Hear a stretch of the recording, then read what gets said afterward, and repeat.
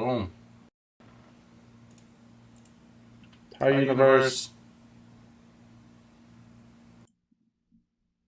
Ah, that video capture. It was trying to the camera was trying to pick up both sounds. So it was picking up me and then through my mic and then through I see you. heard nothing on the stream so far. Really? I'm talking, you're talking. We should have sound.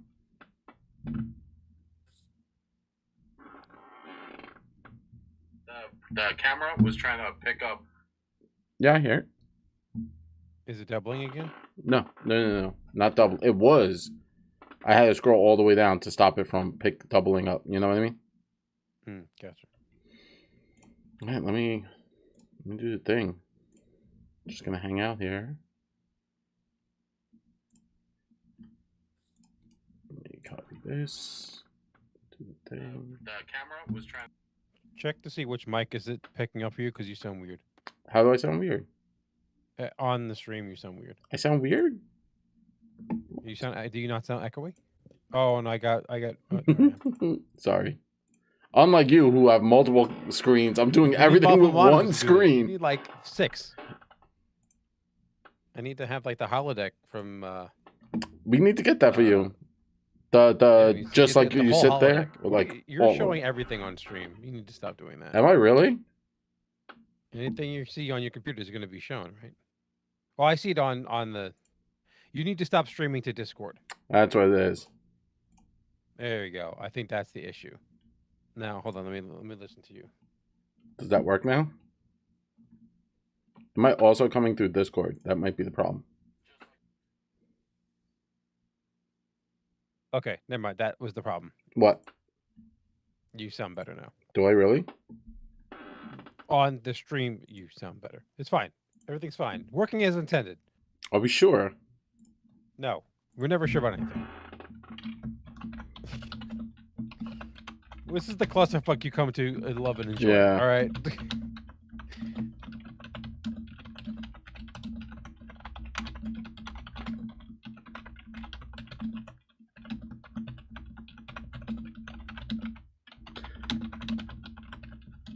I have so many things to say about this. Oh. About the remaster.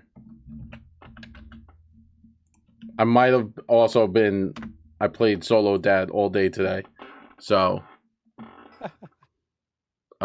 it might be a mix of actual, like, rage, real feelings and then, like, legitimate just Solo Dad to a 2-year-old, a 3-year-old, and a baby. Yeah, it's a real thing. It's a medical condition. It is. It's called being a dad. Remember those old commercials where it was like head on? Like, do you have pain? Apply head on. Yeah. And it was just like it's Excedrin, like little yellow. Yes. Oh, those were good commercials back in the day.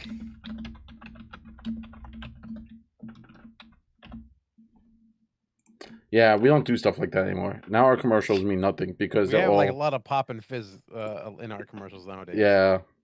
Is you minimize Discord, I think, again. Oh my god, did I really? All I know is I'm dark. You should not be dark. It's a gray box. Remember, just click on OBS on the bottom system tray. Don't minimize it. I'm not minimizing anything. OBS hates minimizing things. OBS hates everything I do. If I click away from you, you disappear. I'm watching you. Phase in and out of reality. What's going on? My OBS hates me. Did that work? It came back. You like blink in and out like 5 times.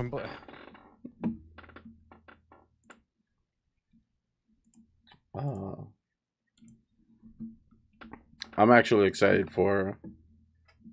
Well, now I can't use my notes because they were all on my computer. And if I click to my Chrome... Remember, you don't minimize, but you can just click on OBS or click on the thing you wanted to see. Yeah. You won't be able to see OBS, but so long as you don't minimize things, it won't get angry. Got it. It's the minimizing that has issue. Even happens to me. It's something with minimizing and how it can capture a window. Oh, really? It can't capture while it's minimized. It's so angry. Yeah, so just like click on whatever you're going to look at over top of everything else. Got it. This is how to stream 101, folks. Guys, we This is were not going to talk nothing about Pathfinder anymore. Screw Pathfinder. Yeah, How to stream using OBS. We're just streaming about OBS now. Welcome to the OBS stream. Oh, you disappeared again. See, this is the beef. I have so much beef. I'm just going to stare at you, Steve, because if I click off of you... All right. Maybe it is an issue with that. Look it up on your phone if you have to, or if whatever information you needed to look on. I had so many things. How far... All right, Steve's here. Show my wrist. All right. I want to know how far behind is our stream. All right, I'm going to put up the number 2. Let's see how far behind. Because from OBS to stream, I want to see how, like, backwards it is. Were you also on wireless, too? I am wireless. That's the problem. That's right there. You don't have a high enough bitrate probably to... Rah, rah, rah. That's what I hear. You need a high bitrate. You're traveling a lot. You're transferring a lot of data, video and audio. So, oh, it's pretty. Bitrate's a real thing. It is pretty. The lag is real. It's probably like 30 seconds or a minute. Oh, it's like a hard. Doesn't really matter that it's not super like accurate. It's fine as long as it doesn't get worse. It's gonna get worse. It always gets worse. What you might do next time is lower your settings. Yeah. Maybe not stream at 60 or 30, whatever you're streaming at. I'm okay with that. Since we're just talking, we're not showing gameplay. So, I mean, we would love for it to be 60, but it's not the end of the world if you do this. Because your computer cries at night when you run stuff on your computer. So what you're telling me is I could never play a game and stream to YouTube. Apparently not. It can't just stream 2 cameras and streaming and then running a web browser. Apparently, just that's it for me. Fuck. You know what? So the problem is I'm gonna have to like go into my ceiling because I have a drop ceiling. So I theoretically could go from my from the one room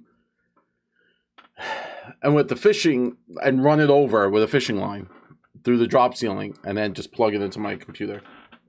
Like either that or you can put the router in the basement and then run cable for the wireless router upstairs. I could do this. This is tech support 101 from Steve. You come for the Pathfinder. We started with Pathfinder. We didn't talk anything about Pathfinder yet. They know except the fact that, oh my god, I have things to say about it. And then we talked about tech support. It's always tech support here at MVNG. This is my life. It's always if you ever tech knew support. About streaming, if you're the tech person, this will be your life. It's only tech support. 700% tech support. Let's see. Oh, goodness gracious. Oh, I clicked the wrong thing.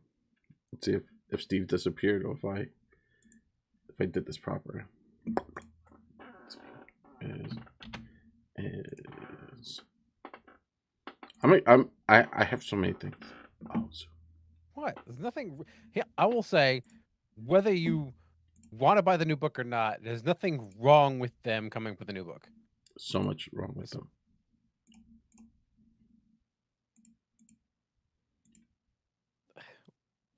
Then you'd have a problem with them eradicating everything. So every new printing of the book you have an issue with. Every time. Now we're rolling back into the actual Pathfinder discussion. Pathfinder's come up with a remastered version of their 2nd edition system, which is about 4 years old at this point. And they just announced that they're going to come out with, for the first time for Pathfinder. Now, D&D back in the day, slight history lesson. D&D back in the day, starting at, I believe it's 2nd edition, came out with the Player's Handbook and the Dungeon Master's Guide and the Monster Manual. So you had a core of 3 books that you needed to get to understand how to play. So one book was for the players and basically all the combat rules and all that stuff and how to play the game. The DM's guide, it was all about how to build worlds, how to run monsters, encounters, and treasure and all that stuff. And then the monster book was where all the monsters lived. Paizo broke the mode when they came out with their core rulebook, which effectively was 2 out of those 3 books rolled together. Basically, they had parts in that book were for world building, parts of that book were for the DM and his magic items, and then parts of that book were for the players and all their player options. And obviously, they had what their monster manual is called is the bestiary, or the bestiary, how you want to pronounce it. And obviously, they have supplement books where they have like the DM's guide, which is like an extra DM tips and variant rules and stuff like that. They have other player options, but we're just talking about the core, what you need to play the game. Now with the remaster coming, they're actually splitting back out into the 3, technically 4 core books that you need to play, which is the player core 1, the player core 2, the DM core, the GM core, and the monster core. So effectively, we're breaking it back out to where you have the player book, we have the DM book, we have the monster book, but the player book is separated into 2 different books. So book 1 being most of your rules and about half of the starting classes. And the player book 2 is going to be more player options and the other sets of classes. So originally in Pathfinder 2, the core rulebook had 11 classes in it. It's now going to have 8. And then the core 2, the player book 2, is going to have the remaining classes. So every class that was in the player's handbook and the advanced player's guide is going to be comprised into these 2 books. So you're going to have these 2 books basically encompass all, I think, 11, 15 classes, I think, total. Well, not the new ones. But no, yes. but the 4 from the APG, they said that they're going to have all the classes from player's handbook and the core rulebook and the APG. Which is the APG had 4 classes in it, which is the Witch, Swashbuckler, Investigator, and I always missed the Oracle. last one. Oracle. So all the core, which is the 11 core, you have Alchemist, Barbarian, Bard, Champion, Cleric, Druid, Fighter, Monk, Rogue, Sorcerer, and Wizard. That's the 11. And then you have those 4 we just mentioned. So it's Witch, Swashbuckler, Oracle, and Investigator. And those are going to be comprised into the new 2 players' core books. Player core 2 is actually the furthest out on the timetable. Core 1 is coming out, I think, in November. October. I think October. It's at the end of the year, quarter 4, early quarter 4. Sorry. Coming out with. All right, so I don't want to give out wrong things. So July 2024, player core. July.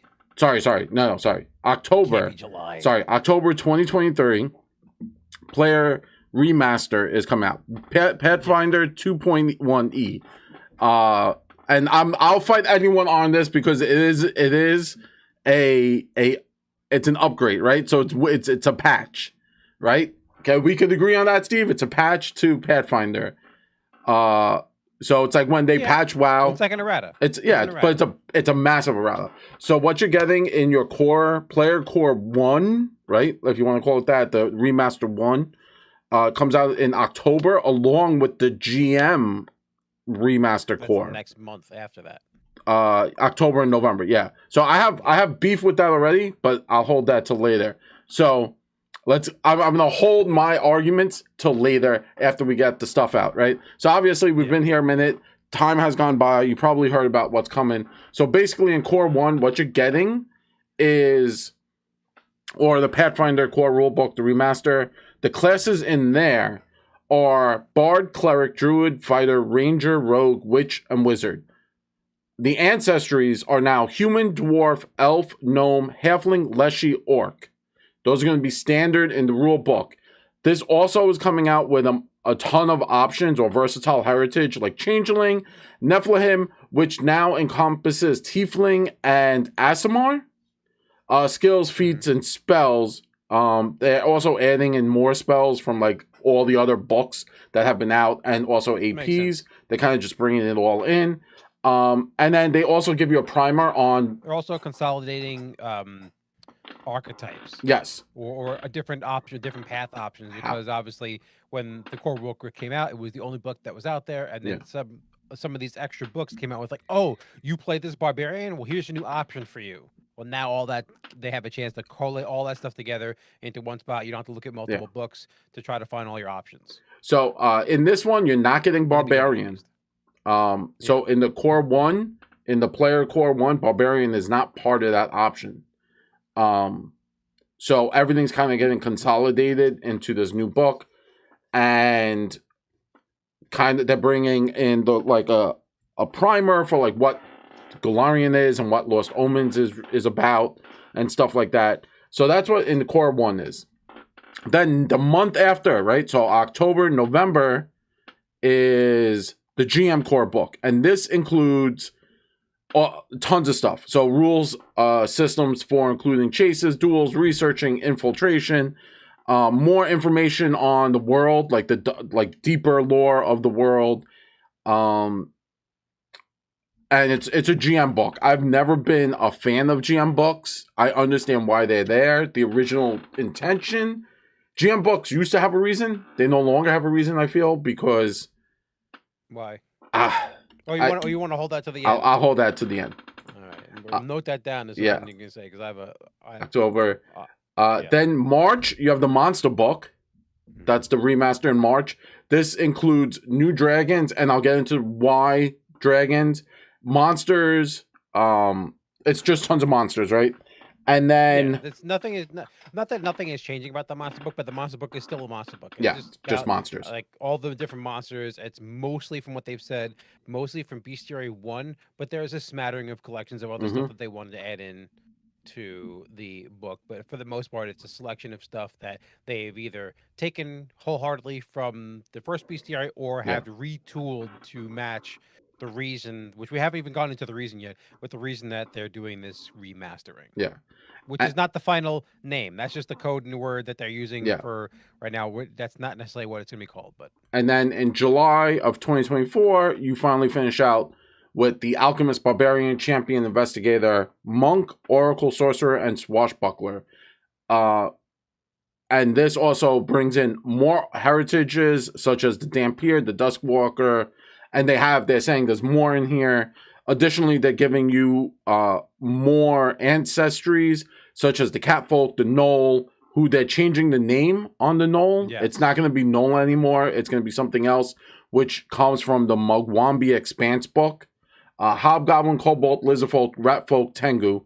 And that's all coming in this the Advanced Player Core Book 2, or the Player Core Book 2 is what they've framed it as. We don't know exactly all the final names on this stuff right now, but it's just like Player 1, Player Core 1, Player Core 2 right now is how they're describing it. And they're expecting, so all of them all have like expected times of shipment. So the Player Core is expected November 15th to start to get out there. The GM is expected November 15th also. So October, November. The Player Handbook 2 is expected at end of July. That's what they're expecting. It's the farthest out. Yeah, that's the farthest out. 4 books. So that's what's coming. Now, big things are being changed with Pathfinder 2nd Edition because of what happened with Dungeons and Dragons and them trying to be consolidate power, right? They were D&D. We know what happened with the OGL. They were trying to consolidate power. Now they're working in the ORC license, the Open Rope RPG Creative License. So things are going to be changed, such as spell slots aren't going to be known as spell slots. They're like spell ranks now. Monsters, we're getting rid of alignment, and they're adding in a new thing. They haven't really given out a lot of information. PaizoCon is coming out. They're probably going to talk more on this during PaizoCon. But yeah, a 2-hour-long thing they're going to do after the keynote on PaizoCon. They mentioned that there's a 2-hour-long discussion about the remaster. So they're getting rid of specific stuff. They're changing how dragons work. They're changing. So we now know they're calling them Nephilim because I firmly believe probably WotC was going to be using going to come down on specific names such as Aasimar. Like we already know you can't use the word beholder, right? If you have a giant eye monster with eye stalks, it could be an eye beast. But you're probably gonna have to deal with WotC depending on how much money you're making. Also, like Illithids, thing. Some of this stuff is licensed. Some of this stuff was listed under the open game license. The new open game license. Yeah. So whether it goes back to when they're changing this stuff, and I think that yet again, I don't know anything about I don't know anybody at Paizo. This is just my surmising here at this point. But I feel that because they decided to come out with their own license to have people go under their own the Orc license. Yeah. And they said, okay, just in case, I know everything went to Creative Commons, but you have to understand that business decisions like this don't just happen. They went Creative Commons. Okay, we're okay with the license. No, they already at that point said that they're going to come out with their Orc license.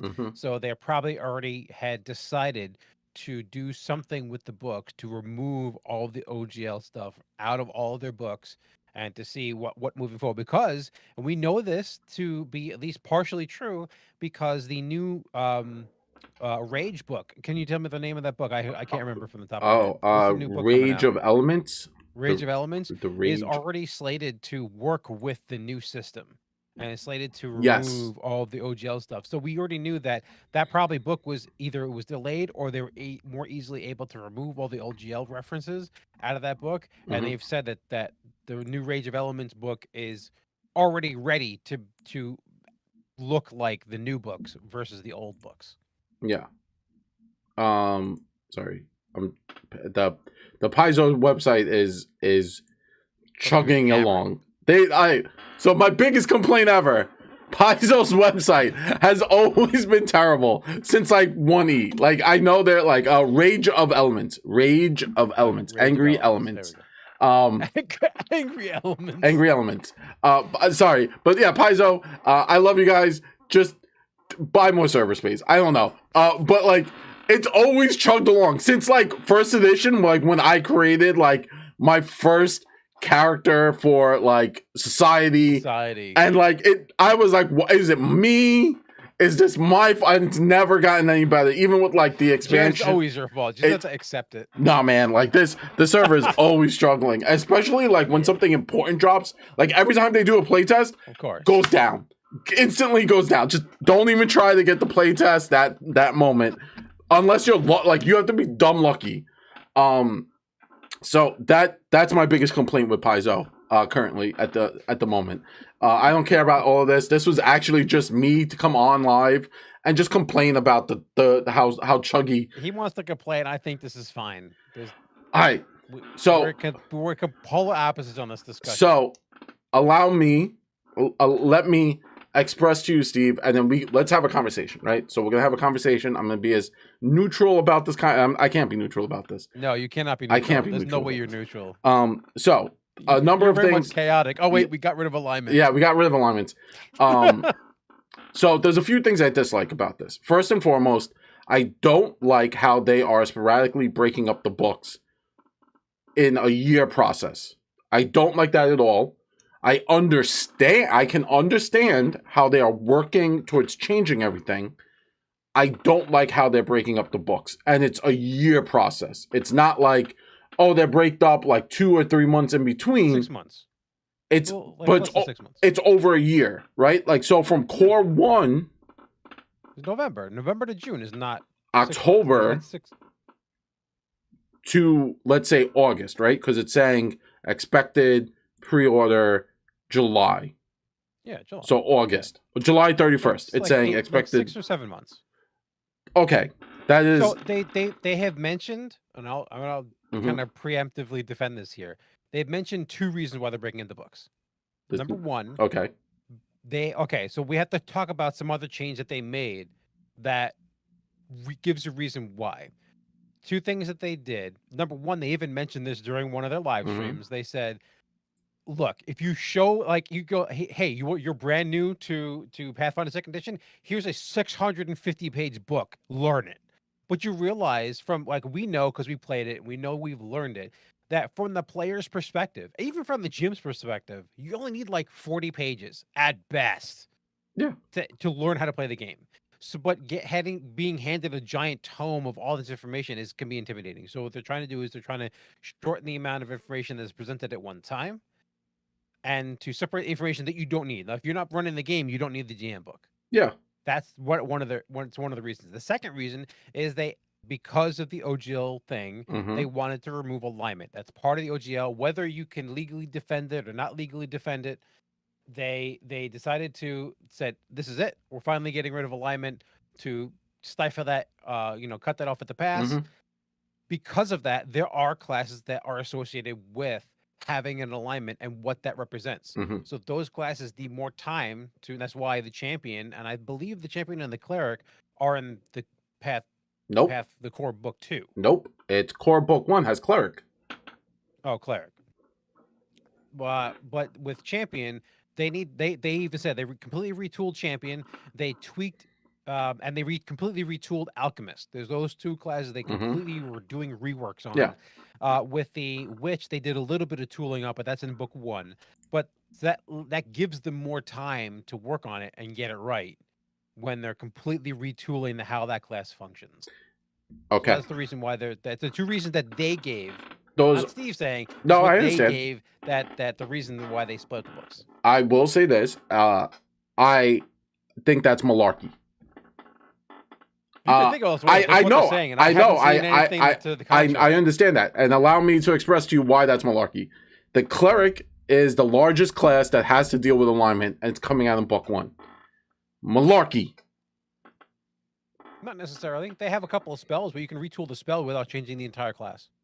The cleric, and the thing that's devoted to a deity, and the deity is the thing that tells them, and is actually the creature or the entity that is so ingrained in the rules of alignment. You're telling me that class is easier to deal with.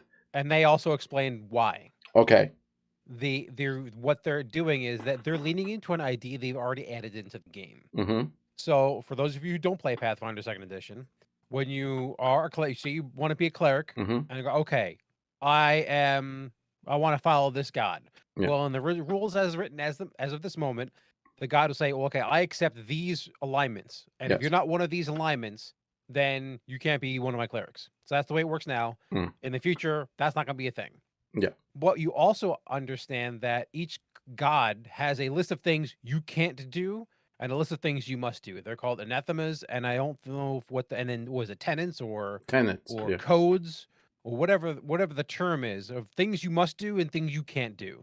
So if you're a follower of Pharasma, you can't bring people back from the dead. You can't make undead things. Yeah. That's very much against her tenets. Yeah. Because she's all about the balance. Like, look, if dead things stay dead, you can resurrect people, but you can't bring undead. That's unholy, and that shouldn't be allowed. That's what they're going to use to fix. So effectively, all you do is remove alignment, and the anathemas and the tenets are already there. All they would have to do is either expand on them or just leave them alone and just use that. Okay. So why take that much to work? That's fine. I personally think it's easier to retool champion. Because champion, while yes, the argument is, oh, if you're lawful good, you're a paladin. If you're lawful evil, you're a tyrant. But if you remove the concept of lawful evil and lawful good, you could still be a paladin because they still have the same tenets. They would say you follow a code of justice, you follow this code. And they say it in the stuff. They have that already. Yeah, they already have that. So how the explanation of, oh, we have to remove alignment, that class still works 100% if you take away lawful evil, lawful good. Because they do a lot of alignment-based damage in a lot of their abilities. Yeah. So no longer is a thing, so they have to retool all those abilities to function differently. But versus a cleric, they have to retool a couple of spells. But there's a lot more classes than just cleric. Heal. It's not ingrained in the class. No, yes, but Divine Lance specifically says, like, if you're doing it and you're throwing it, yeah. And if you're using heal, there are a lot of abilities in their class. Heal does not use alignment. Heal is a positive and negative damage. I don't think it's changing. That's not an alignment. Okay, but again, if you're just changing the name of alignment and removing the concept of alignment, Paladin Champion doesn't have that many in it because it would still work the same way. Just okay, instead of it being lawful good, lawful damage, now it's positive damage, and then instead of it being chaotic, it's now negative damage. Well, the problem with that is that's not thematically from a rules perspective. Positive damage doesn't affect living creatures. Yeah, it only affects things that get damaged by like undead.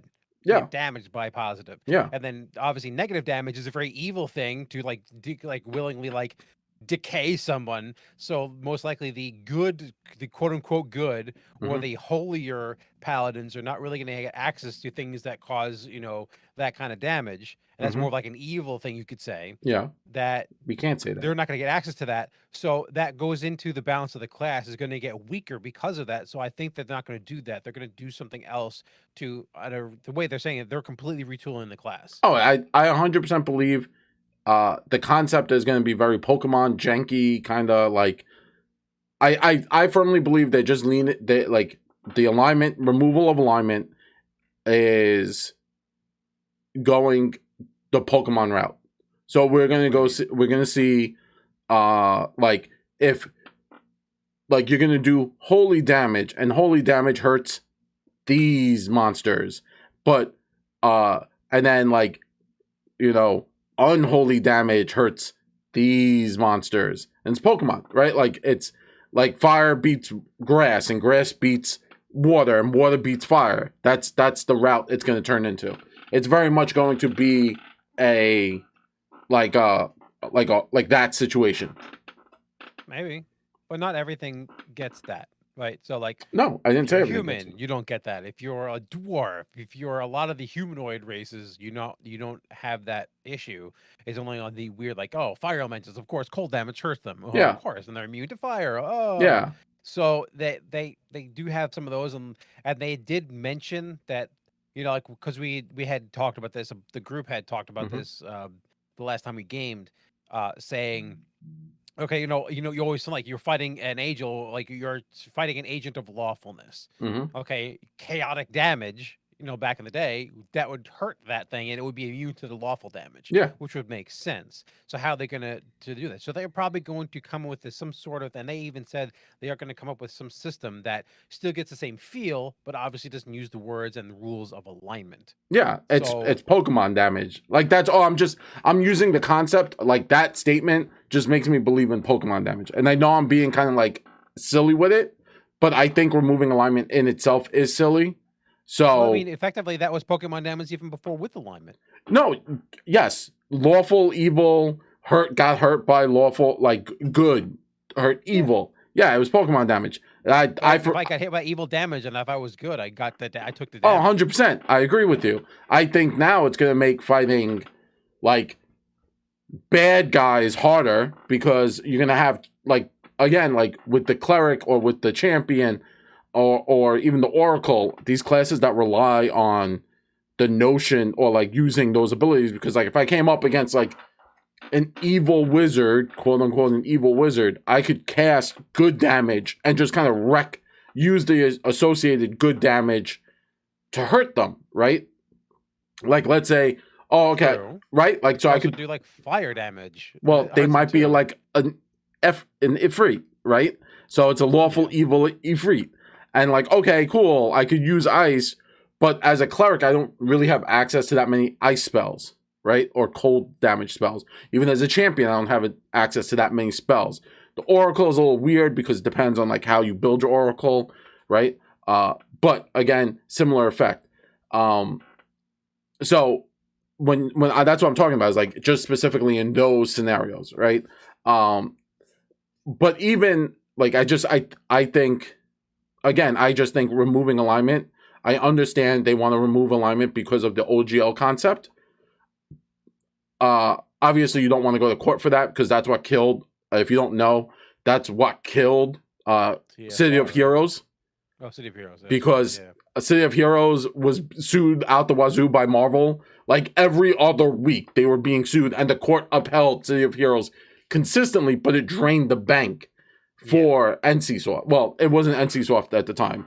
They just consistently got sued. Yeah, so they just don't want to be bothered. They just want to be bothered, and they said, look, we can sever ties and completely go our own way. We already have our own license. We already have this concept. We want to have our own license. We might as well just use it. We might as well retool the system. And while we're removing a lot of the stuff that are from the OGL, we can have time. This is the time to retool stuff. Okay, so obviously something, because of the changes we're making, some things require us to make changes. We're removing alignment, which is, I will say, the biggest class that has dealt with alignment is the champion, because it's not just the selection at first level. So at the first level, you have am I a chaotic good, lawful good, Yeah. or neutral good paladin, right? Yes, that starts your decision.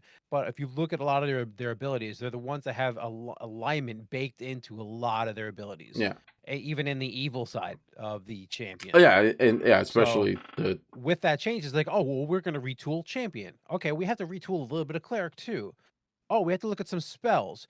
Well, while we're at it, we're already doing the work. Let's retool all the stuff that we're already having problems. Like, oh yeah, we didn't realize this was a problem, and now we can retool it and improve and bring just the whole system up a little bit better. Yeah. Basically, make a big instead of making small patches. And okay, we'll release the second or third or fourth or fifth printing in the book. Now we can make big changes, but still keep the second edition game system instead of going to a new game system, so the game isn't that old. Yeah, but my argument still stands. I don't like how the core rule book for the player core book is in like October, November, and then you have July, August for the player core rule book 2. And I just saw this post on Reddit. Someone was like, "Hey, I'm switching from 5e to Pathfinder because I'm tired of 5e." This isn't a knock on people who play 5e, but some like myself personally, I love 5e as a GM. As a player, it becomes stagnant after like 3 or 4 campaigns because you kind of like you've played through enough where you kind of know what's happening, and there isn't enough diversity in class options. Obviously, there's diversity in like species and spells and stuff like that and magic items. You're talking about like how your characters look. Yeah. From a mechanics standpoint. Exactly. And I like as a GM, I love 5th edition. I think 5th edition has some of the best core GMing mechanics possible. And I know people want to fight me. It's easy to set DCs. It's just super easy on the fly. It doesn't matter if you're a 10th level character or you're a 5th level character. I can easily set a DC that will make sense at the table. Sadly, magic items mean nothing in that game, and gold is. I'm not talking bad about anything. I'm just saying, as a GM, it's easy versus Pathfinder, where like a 9th level player, the DC radically is different than the 5th level player. True. Okay, but with that being said, I just saw someone talk about it, and they said, "Hey, I'm coming from 5th edition. You know, I would like to get into Pathfinder 2nd edition. Should I wait till the remaster stuff is out?" And someone was like, "No, not at all, because if you want to make a character, by the time all the remaster stuff comes out, it's going to be 2025. And for me personally, I think that's 24. No, well, yeah, by the end of 2024, right? Because you're in August. You're in August. That's almost August. June or July. You said no. It's July 31st. July 31st. I'm sorry. It says July 31st. I didn't know it was 31st. Yeah, it's saying July. People kept saying July. They didn't say though. I wasn't sure of the month. It says it on their webpage. It says July 31st. So you're looking at like late July, early August when it's going to be released. By the time you get the books, and again, I understand the process and the reason. I get it. I'm not arguing that they shouldn't do this. They should do this so that they can consolidate, as Steve will say. They need to fix their brand and save their brand for themselves. I just don't like it. For me, they should have just said, "Hey, listen, we're doing this remastered thing. It's coming out in the future. And we're not going to talk about it until like we're a week away from it. And then we're releasing because you want to build up hype. That also goes into like I think it's going to hurt them. Things. Well, I know because you have to understand that we're in May. Yeah. October and November are not that far away. But here's if you don't talk about it now, people are going to get blindsided with like, "Oh my God, where's the rest of the core rulebook?" It's like, and why is it separate? And like, and they're going to ask all these questions. They're preemptively answering those questions right out the gate. But what I'm saying is, I think it's going to hurt them because now people are asking, "Is it even worth getting in?" Because now I have to wait for the remaster. And what is the remaster going to change, right? And then they're going to say, "Oh, it's getting rid of alignment." Okay, cool. So if I'm playing a champion, I have to wait till 2024 of August to even know if my champion looks the same. And by then, theoretically, my campaign might even be over, or we've even stopped playing. So I invested in, like, do I invest now or do I wait? Do you understand what I'm saying? It becomes a question for new purchase buyers to be confused. Like, I see this as more of like, I'm a little confused as to what I'm doing. My suggestion to people, I mean, this is the same thing that happened in 3rd edition when they came out with 3.5. And people are like the same argument has been had again and again with any time that any company makes large updates to their game and they've effectively make it like a half step increase. And with when it was 3rd edition through 3.5, and at this point they both have active SRDs, or system reference documents, available online for free that have, I would say, in Paizo's case, a large amount of content. The only thing it doesn't have is published adventures and published modules and all that stuff. But everything else, classes, monsters, player options, magic items, hazards, anything you would need to run the game, rules, all the rules are available online through Archive of Nethys. And which is, I believe, and I don't want to 100% say this, but I was reading online that that Paizo officially supports Archive of Nethys. Archive of Nethys. Now, like I said, that's what I've read online. I wasn't able to confirm it, but a lot of people were saying that's effectively their official SRD. Which, yeah. So, could your group buy a single core rulebook and get playing now and share that cost with all the people, so you don't have to invest with a $30? Most likely, you're going to get it on Amazon or some other place where it could be like $30, $35 instead of the full list price, sticker price of like $60 or whatever it's going for now. Could your group like share a copy of the book, or maybe buy a PDF or two? And I'm not suggesting piracy, but if your group needs to play, your group needs to play. And if you want to use an old book but not have to break the bank when it comes to that is a method. And besides the changes, the rule system is not changing. No, the reaction system. The reactions, the 3-action system, all that stuff is staying the same. Like I said, some verbiage is changing around. They are changing how spell focus points work. That was another thing they talked about. Yes. They haven't Hopefully that's just an improvement, but they haven't talked about. Yeah, and they are changing crafting, which again we are hoping for an improvement. We thought Treasure Vault would have an improvement. It sadly didn't. Correction, they did, but it wasn't enough. Yeah, it was. They didn't. In my opinion, that's my opinion. Yeah, they didn't go far enough for the where it should be. Correct, because. So the reason why that could be a whole video. Yeah, that's a whole different video. That was a whole video. That was a video. Yeah, it was another thing I dislike, and this is what I really don't like. Also, here's another problem I see happening, right? This is just a future-proofing problem. We have Gunslinger, Inventor, Magus, and Summoner. They haven't talked about those classes, and while they are saying this is all completely compatible, right? And everything is compatible, Summoner, when you choose your Eidolon, it does say you have to pick its alignment, right? Like it is part of the summon. Is that you're picking an alignment, or are you picking a hold on? I don't know if that's 100. I don't think you have to pick its alignment. You technically can pick its alignment, but I don't think it has any bearing on the game. I think it has its own alignment. Like if you choose the angelic, I'll find out. And if you choose, as I understood it, if you choose the angelic Eidolon, you're associating with lawful and goodness. We'll find out. We'll find out real quick, because I'm going to find this answer out right now. Because I didn't dabble too deeply into. Yeah, we only played source. We only had one summoner, and he was an asshole. Not Trevor, the actual monster. The whole summoner thing was an asshole, because like there was a lot of stuff that they could do. Which shade to Trevor on that one. Yeah, I love you, Trevor. But the fact that you were two separate characters and able to fucking like teleport or cruise a room with them was like busted.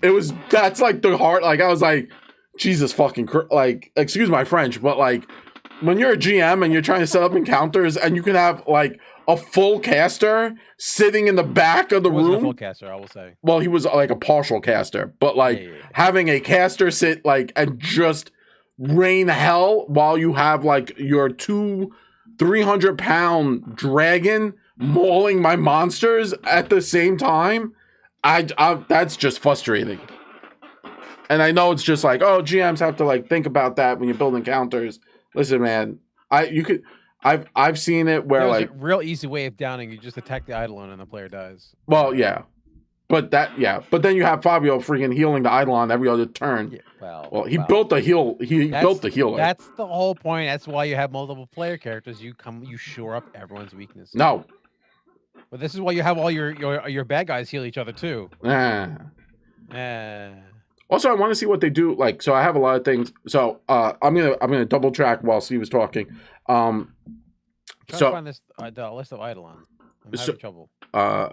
So they are saying they are changing dragons and kind of how dragons work. Dragons are no longer going to be based on, I guess, like alignment. I've never understood like Black Dragon, like the chromatic. Well, they're based on colors. They were originally based on colors. Now they're going to be based on their casting. So since if you're new to Pathfinder Second Edition, Second Edition has 4 schools of casting. You have your arcane, you have your divine, you have your primal, and you have your occult. All 4 kind of do different things. There's a lot of overlap in spells, right? You can't really sit there and come up with like 4,000 spells for each one. So there's a lot of overlap, like in certain how spells work. But the concept is they tap into different elements of magic. So obviously primal and divine, you would understand that's more primal is nature, and divine is more the heavens. Arcana is your standard magic. Like, I guess, like, the best, like, standard magic, like, the way we think of magic, right? Like, it's the 4 tenets of magic. Yeah. And then you have your occult, which deals with the more, like weird, outer sphere, Lovecraftian, alien stuff. So now dragons are going to be based, so no longer are they going to be like, red is fire. It's going to be like, oh, this is an arcane type dragon, or this is a occult type dragon. And that should evolve the dragon. I think that's a great step in terms of monster creation. If you go to they speak on the monster core and they talk about like the different types of dragons. Like there's the power hungry fortune dragon, and the peerless adamantine dragon, and the mischievous mirage dragon, and the fiendish diabolic dragon, I guess. Diabolic dragon, right? So that one you would assume the fiendish, that's divine magic, and that's using the opposite. So it's not like the heavens, but it's the infernal. And then fortune, I would assume that kind of sounds to me like occult or arcana, or occult. Yeah. So they haven't mentioned which ones are which. Yeah. And they did leak a couple of names on their stream, which I encourage you to go see watch, their stream. Yeah. Let me see if I think I have. But stuff like that, I think that's a great change. Go to see the original video that we're talking about. I'll link it in chat. Yeah. And they also did like a 2 or like an hour, 2 hour Twitch stream. Yeah. Hold on. I have to do this as NVG. I'm sorry.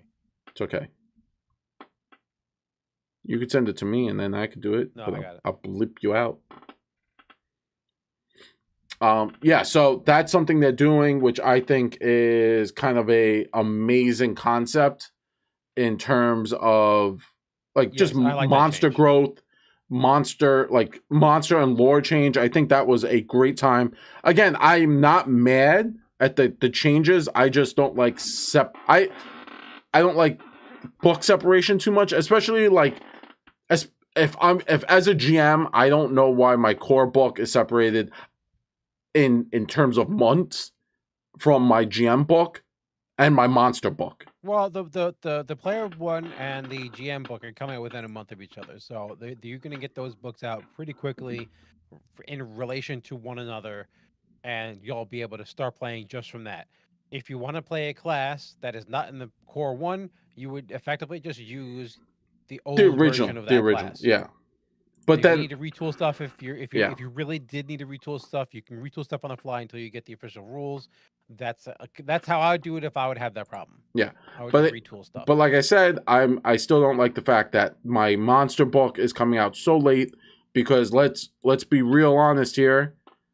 If I'm a GM and I am playing, I would like to have my monsters to help me play the game where I'm supposed to fight monsters. You can use all the old monsters. Sure, I could, but if I'm using rule set, new rule set, and now I'm using old monsters, and they said that's completely fine. They're tweaking.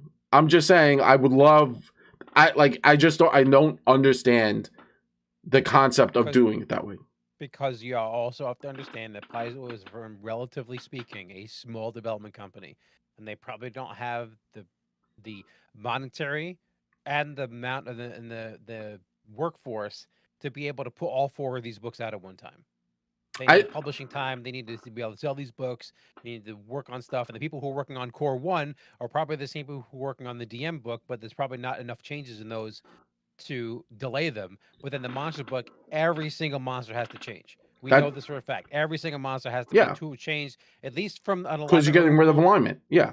Yes. On the other side, there are some monsters in the book that they said that have to be retooled, meaning that they can't call them whatever they're called. They're going to retool that monster and effectively have the same or similar theme, but Mm-hmm. they're going to be called something different. So they not only have to remove alignment, they have to make sure they have to scour that whole book and make sure that any of the OGL stuff is removed. And then also there are monsters that they said they're probably going to wholesale remove, and they're also going to be a smattering of other selections from other bestiaries that they're going to throw in the book. So that takes time. I 100% understand that. I think that is incorrect. What do you mean? In terms of that concept, one, if they have to remove monsters for the OGL, that's perfectly fine. If they have to wholesale change monsters for the OGL, that's perfectly fine. Those monsters should be worked on. But orc is an orc is an orc. That's not going. Is it though? Yeah, and now I can be an orc. Is it an OGL issue? Like no, it's not. They can't, because we have to remember monsters and player character options are separate. No, I understand that, but what I'm saying is an orc enemy or a bandit enemy is not.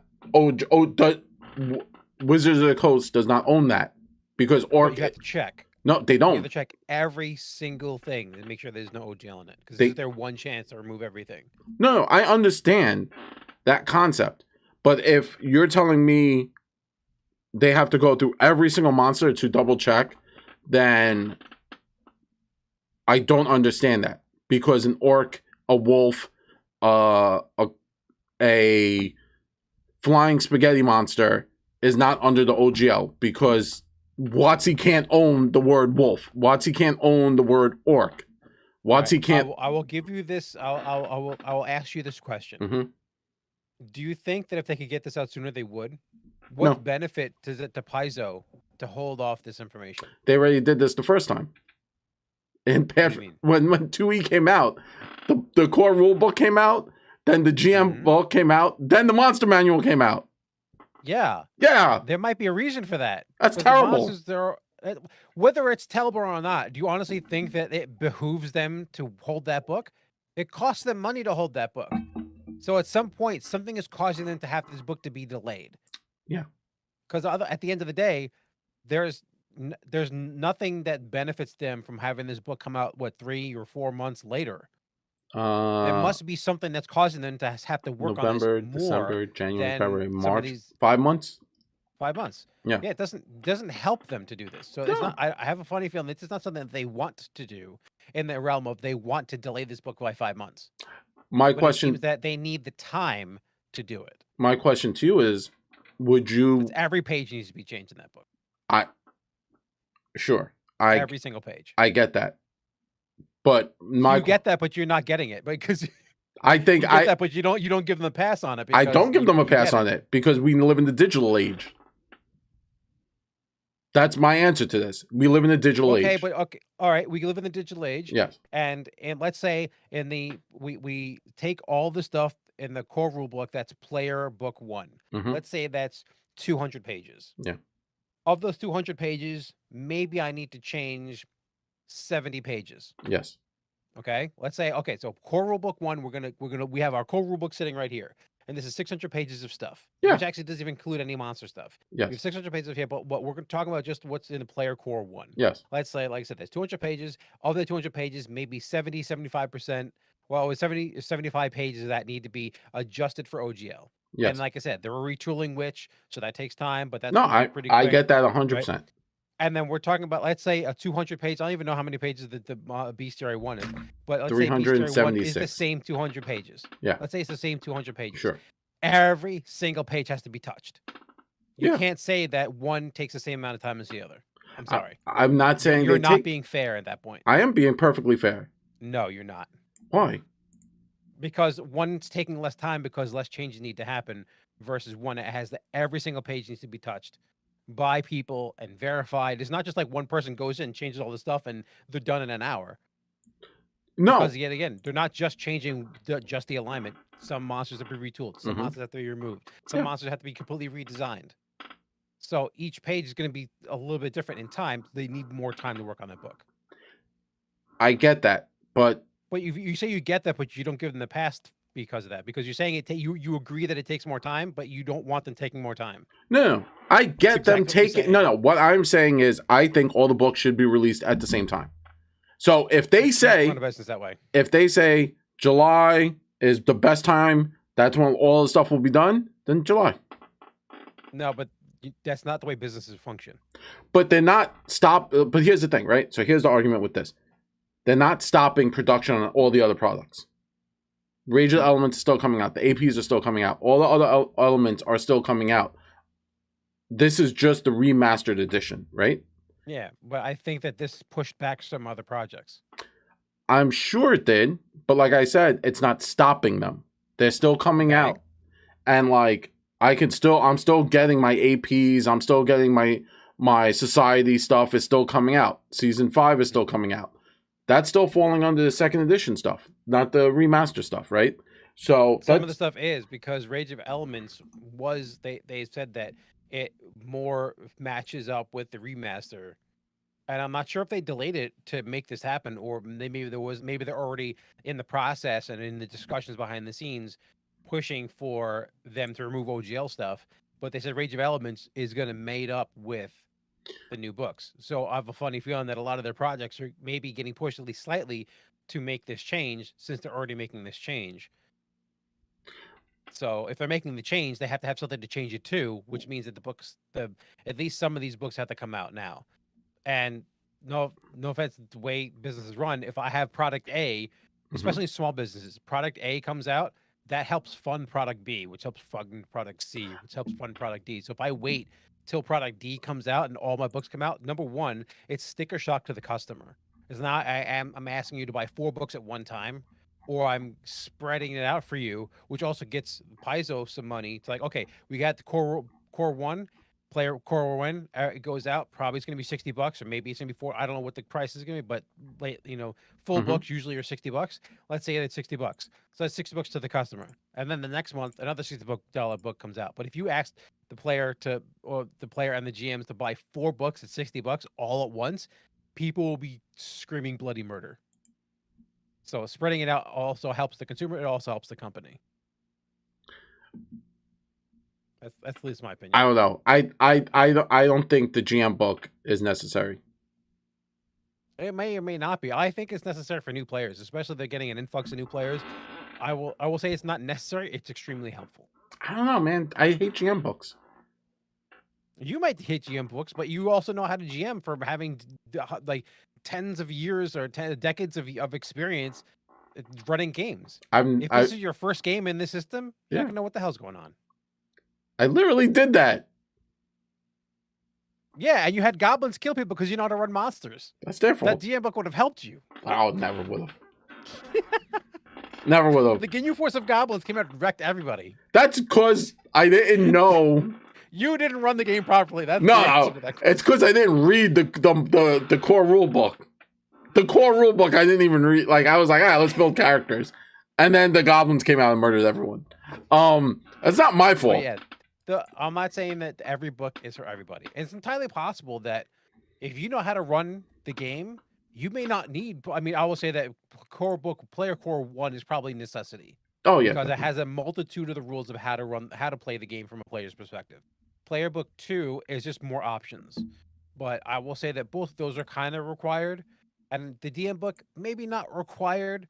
I will say it's extremely helpful if you're new. It's also extremely helpful to that might be the dedicated how to create a world like that for people who want to make their own world instead of running a already printed adventure. Yeah, at least it gives them a launching off point.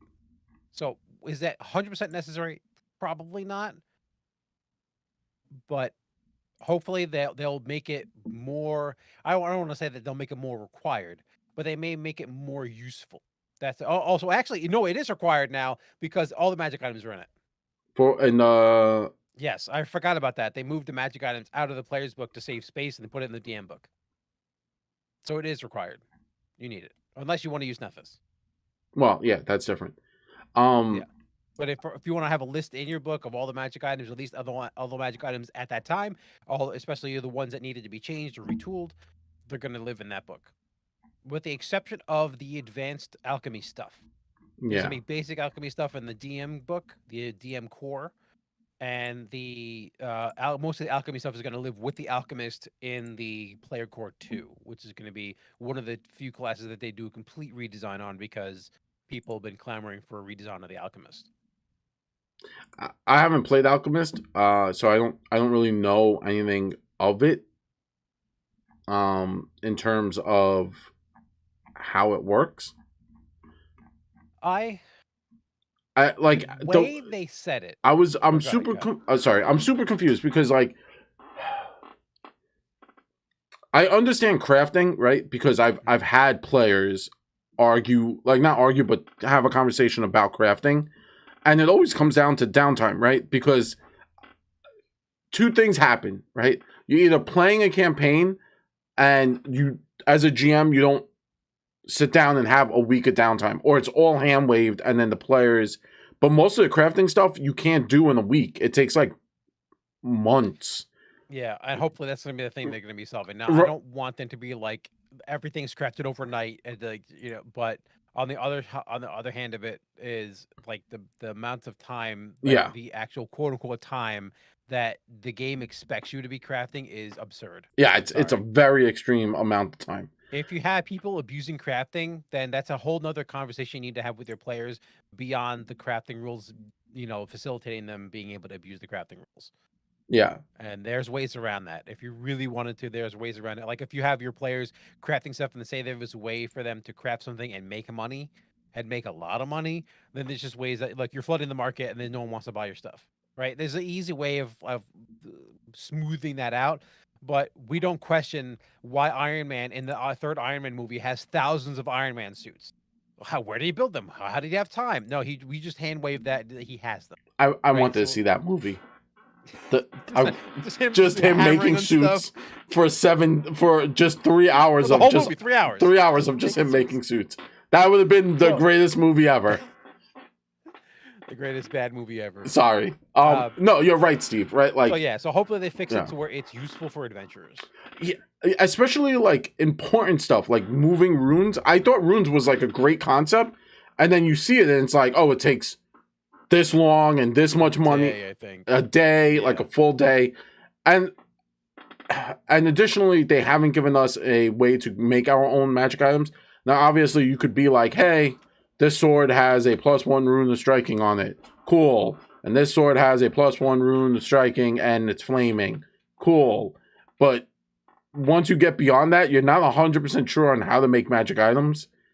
Specific magic items. Yeah. For the term in Pathfinder is specific items. So specific weapons, specific armor, specific shields. Yeah. Specific take your pick. The game does not, and it this shied away from third edition and Pathfinder first edition, where the game kind of told you what it expected at a certain level and how much it cost. And I'm like, that's great. I love that, having that knowledge, so I can know from a GM or as a player. Okay, I have X amount of gold. I want to make this cool sword to this cool thing. At least there was something there to help me get there and not make something super overpowered or super underpowered. Yeah. So. It's hopefully they fix it. Yeah. So crafting's on the table for changing. I don't know Alchemist enough to argue for or against this concept. I'm glad they are making quality of life changes.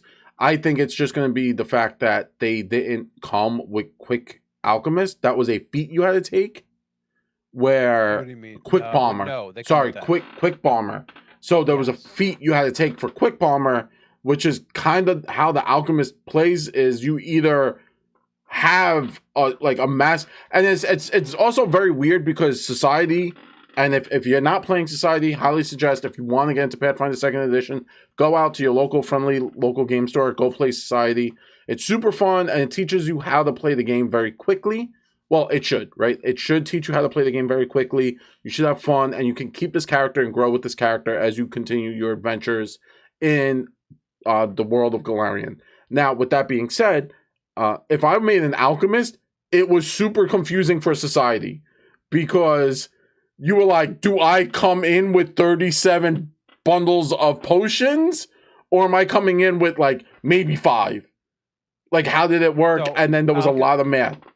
Yeah, so the way alchemy works right now with the current version of the rules, Yeah, similar to how casters have spell slots, you have a certain number of reagents that you have.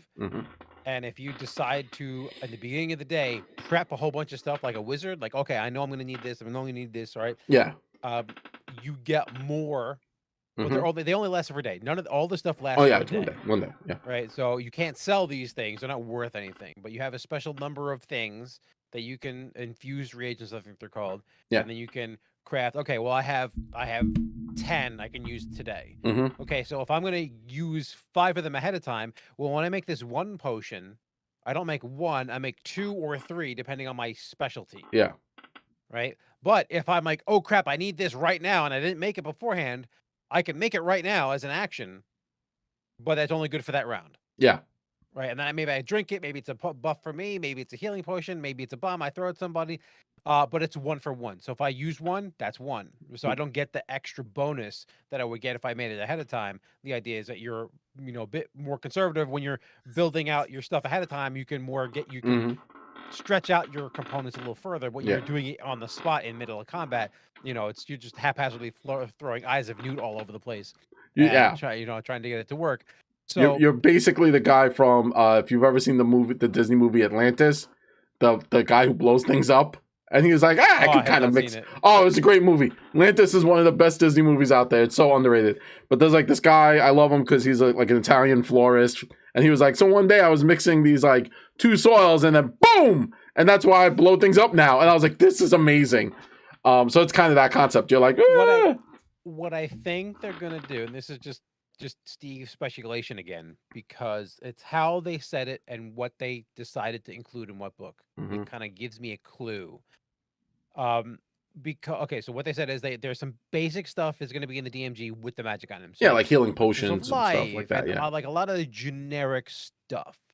What that tells me is that when they're putting the stuff with the alchemist in the core 2, is that only the alchemist is going to have, like, they specifically said, mutagens, like things that alter your body in some way. Like you Dr. Jekyll, you drink the potion and like, you grow claws, or you get to smell better, or you get to speak in a different way, and it modifies how you speak, and it modifies your intelligence and make you better knowledge checks. So they specifically said mutagens, and obviously there's more stuff they're going to change besides that. But that tells me that if it's with the alchemist and it's with their class, that may be class specific. Yet again, there's nothing about the alchemist that makes them special. No. Because everyone can drink a mutagen. Everyone can throw a bomb if you're proficient. So I think they're going to try to make being an alchemist special in some way. And the fact that they're moving a lot of this alchemy stuff towards their book, the one that they're in, versus the one that has all the magic items in it, tells me that they may isolate those items to the alchemist, and you must be an alchemist to be able to use them, or some sort of benefit, something like that. I think that's what they're going to go to. Or maybe they make them better than everyone else. Like maybe at level 1, are like this level, and so similar to like how if you are playing a cleric and you take specific feats, you heal better than everyone else. Like just out the gate, you're just a better healer. Period. Or if you're taking like a fighter, you're a better fighter than everyone else. Like, the barbarian can get angry, sure, but you're the guy, or you're the entity that has a higher stat-wise. You're starting at expert versus everyone starting at training using weapons. You're better hitting things, and the barbarians are better damaging things. So I think that's what they might be doing is like, oh, you took this feat. Sense. And now your potions of healing, instead of doing 1d4, now do 1d4 plus your int modifier. Which would be nice, right? Like that, like suddenly you're like, wait, what? And like, okay, now I'm a better mutagenist. You can make more than before.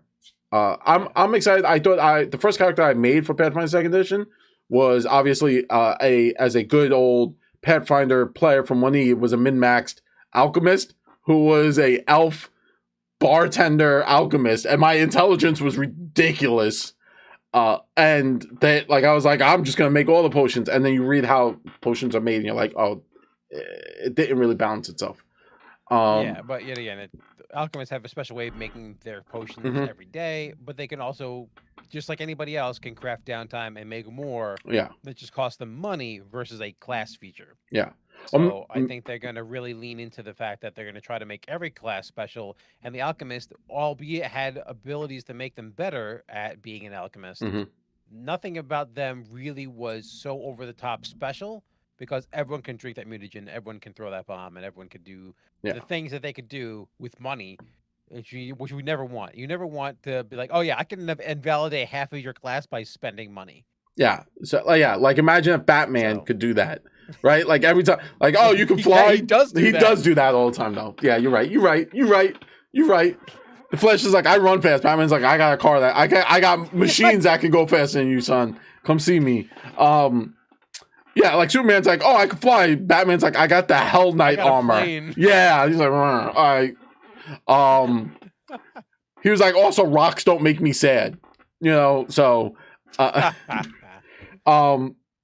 But additionally, they're removing the term spell slot and turning it to spell ranks. Right, that was the term. I'm not sure if it's rank, or I couldn't hear what the word they used. They used a different. So it's just changing the word. Yeah. Now we were reading online that people were saying they're getting rid of spell slots altogether, and they're creating. I haven't heard that. They didn't say that. I think that's just speculation because people were confused about like what was happening. Additionally, it's become so far. Now it's become the game of telephone. Oh, I didn't watch the live feed video. I saw it in a YouTube video of a YouTube video of a YouTube video reacting to that video. And then now I don't know, like, oh, they're getting rid of spell slots. They're not. That would change the entire system and invalidate all the classes except for any martial class that does not involve spells. Additionally, that would invalidate almost everything. Like, almost everything. They are also retooling, refocusing, and how focus points work. I think my gut feeling is it's no longer going to be one.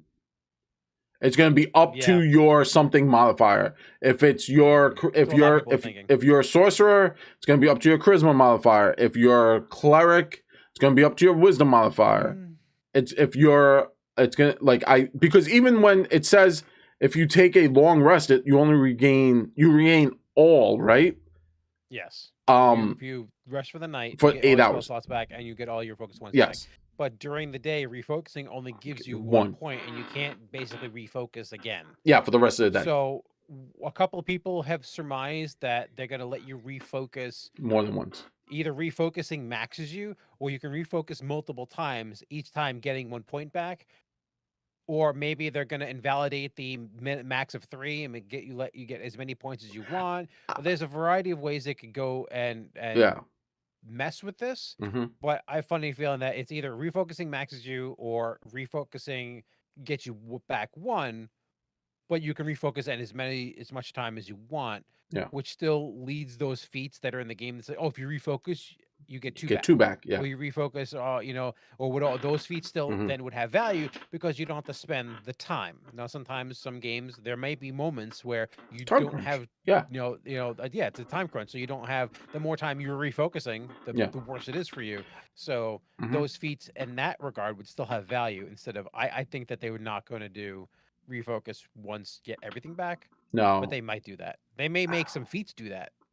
They changing. Retool a little bit of the feats. That's really not a change. It's kind of like a retooling. Instead of getting, you get 2 instead of 1. Instead of you just get everything back. Yeah. But it's a once a day thing. Or something. Yeah. Again, you also have to understand, like, even with crafting, quick repair was more or less a downtime thing to say. And my assumption was the way they were kind of creating the game was during the break you take, that like hour, 2 hour break your characters are taking in the caves, catching their breath from the last fight before they have to go deeper to fight the Mummy Lord. because that's the time, if you read a lot of stuff, that's when medicine comes into play. That's when crafting, quick crafting comes into play.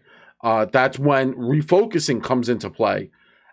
So I think the refocus is probably going to be like, hey, if you refocus, you can refocus multiple times, because also later on, as you play and you grow in strength, all of a sudden downtime becomes a 10-minute activity, because the quick crafter can take 10 minutes to repair their shield. The person with medicine can take 10 minutes and basically give the party back a number of hit points. The only person who was kind of left out were the casters with that focus point. They were like, well, I did it before. Back. Oh, whoop-de-doo. Yeah, all of a sudden, like, oh, no. So I think it's probably going to be like, okay, you can refocus multiple times, and it's going to be faster. So it's like, oh, this feat lets you get in 10 minutes, you could get back one, which aligns with the healing aspect and the crafting aspect of the adventuring cycle. I think that's what we're probably going to be looking at. Obviously, I don't know, but it's the most likely and the less work that they have to do to change everything. Going back to what Steve originally said with my argument of releasing everything all at once. But Steve's right? Like, it's a lot of extra work. I'm not declining how much work they are putting into this. That's not what I'm saying. I just think Monster should come before the GM guide. That's just me. I think Monster should come before the GM guide. It goes back to how much time they're spending on the book. I think that's really what I think you're 100% right. I would rather Monsters come before the GM guide, only because the Pathfinder 2e created a really interesting system that no one has used, which is the alternate systems for, not alternate, but the systems for exploration. Variant rules? No, not the variant rules. The systems for investigation or exploration and overland travel. It's really great. And like 007, like when you're sneaking around, like sneaking rules. Oh, okay. They have great rules, but they just haven't created any adventure paths to take hold of those, other than Kingmaker, which is already out. But no other adventuring path kind of like tells you, like, hey, read this from the GM guide. Like, this is the important stuff that you need. I think maybe if they started pushing those in adventure paths, which I would love to see, to make me read those rules and to use those rules. Yeah, I think it goes back to, like, I think they're making the DM book almost like required, because all the magic items are being lifted out of the player's book and into that. I love that. I love the fact that they are putting a magic item. I remember buying the DMG back in 3rd edition because they had the magic items in it. Yeah, that harkens back to original Dungeons and Dragons, like 2nd edition. And 2nd edition, yeah. The players had the player book, and the GM had the GM book, and they were two different books. Like, aggressively two different books. Yeah. Which I love. I love having... I did like the combination of the core rulebook where I had, like, a one-stop shop for everything, but I can understand from perspective of someone who's brand new, they see the book and they go, oh my god, there's no way I can learn all, like, 600 pages of stuff, not realizing that there's a lot of that stuff that you don't even have to worry about. But from a visual perspective and a selling perspective... Yeah. I think that's going to increase people going to be like, oh, I never thought of Pathfinder because I always saw that book and got concerned that I was never going to be able to get it. Clearly. And now they're going to have smaller books, more focused books. And this is a hope. This is like, they didn't even talk about this. This is just pure Steve speculation here again. I liked when in 3rd edition they had this is the wilderness player's book. Right? Oh, they had the book that had the barbarian, the druid, and the ranger, right? So they had the Splat book that just focused on options for those characters. I want them to go back to that. I think they should go back to Splat books. I agree with that, but that's not part of this. Books. Me too. No, I know. I think Splat books made Pathfinder. Yeah. I hopefully with this change, they're going to take the idea. Like, they're coming out with the Rage of Elements book, which is hopefully starting to lean into that. I mean, you're getting the kineticist, which is Avatar: The Last Airbender. I love the kineticist playtest. It was really fun. It's out if you want to check it out. If you're watching this and you're like, kineticist, go check it out. The playtest is there. You can play with it. What other stuff? I digress. I digressed. What other crazy stuff is happening that they were talking about? We talked about dragons being changed, going back to the type of magic that the dragon uses. Which I was supposed to talk about Eidolons way back, like 2 hours ago. Eidolons don't use alignment, with the exception of the angelic Eidolon. that talks about what their home plane is. Told you. It says the home plane of an angel is either the three different basically. Oh, good and the planes. infernal one, right? The same thing would happen with the infernal one. I think is there's a demonic one. There's demon. It's Demon. different. Yeah. There's a demon one that's just the abyss. Oh, it's straight from the abyss. And the alignment. Your alignment must be chaotic evil. That's the only two that actually reference alignment. But that's the only two that reference alignment. All the other ones don't reference an alignment. Well, one's that was kind of my point. One's you have the dragon, which is arcane. You have the ghost, which are both occult. Plant, the fae, undead. Yeah. None of these reference alignment. There's a bunch of it. There's devotion phantom. Yeah. Construct beast. Anger phantom. So none of these. They all reference a tradition of magic. Mm-hmm. They only the angel and the demon one, which we kind of already knew that they even mentioned this, that they're going to retool. They're going to have something to replace alignment with effectively to give you that theme of, well, this type of damage or this type of effect will hurt those specific core tenant beings. Yeah. Like either angel or celestial beings versus demon or devil beings. They're going to have a replacement for that feel of when they go, oh, I have the one thing that hurts you. Mm-hmm. So they're gonna have replacement, but yeah, from a summoner perspective, that's not a lot to work on. They're really only referencing the home plane if someone decided to banish your Eidolon, and if that happened, you just resummon it. That's so a dick move. It's not really dick move. It's not really a big deal. Love it. Yeah. I am sad. I'm gonna say this from Core Book 1. I'm sad. Sorcerer is not in it. Fine. I was never. I don't run hard for Sorcerer. Sorcerer is not in it, but you do have 2 int-based casters, and Witch is int-based and Wizard. Yeah. Well, they may change that. They said that Witch is getting a complete retooling. Oh god. Oh, so it's probably gonna be based off your patron.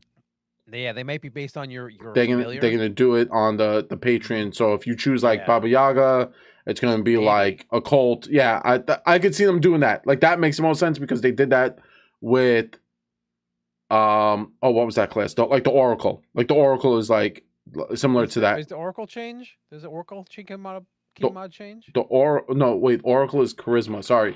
No, Summoner. Sorry, Summoner. Charisma, but their tradition can change. No, Summoner is you get your Eidolon and that changes what you summon off of. Oh, okay. Sorry, I was thinking Summoner. So Summoner, if you get like the dragon, you summon off of Arcane. And that's your magic.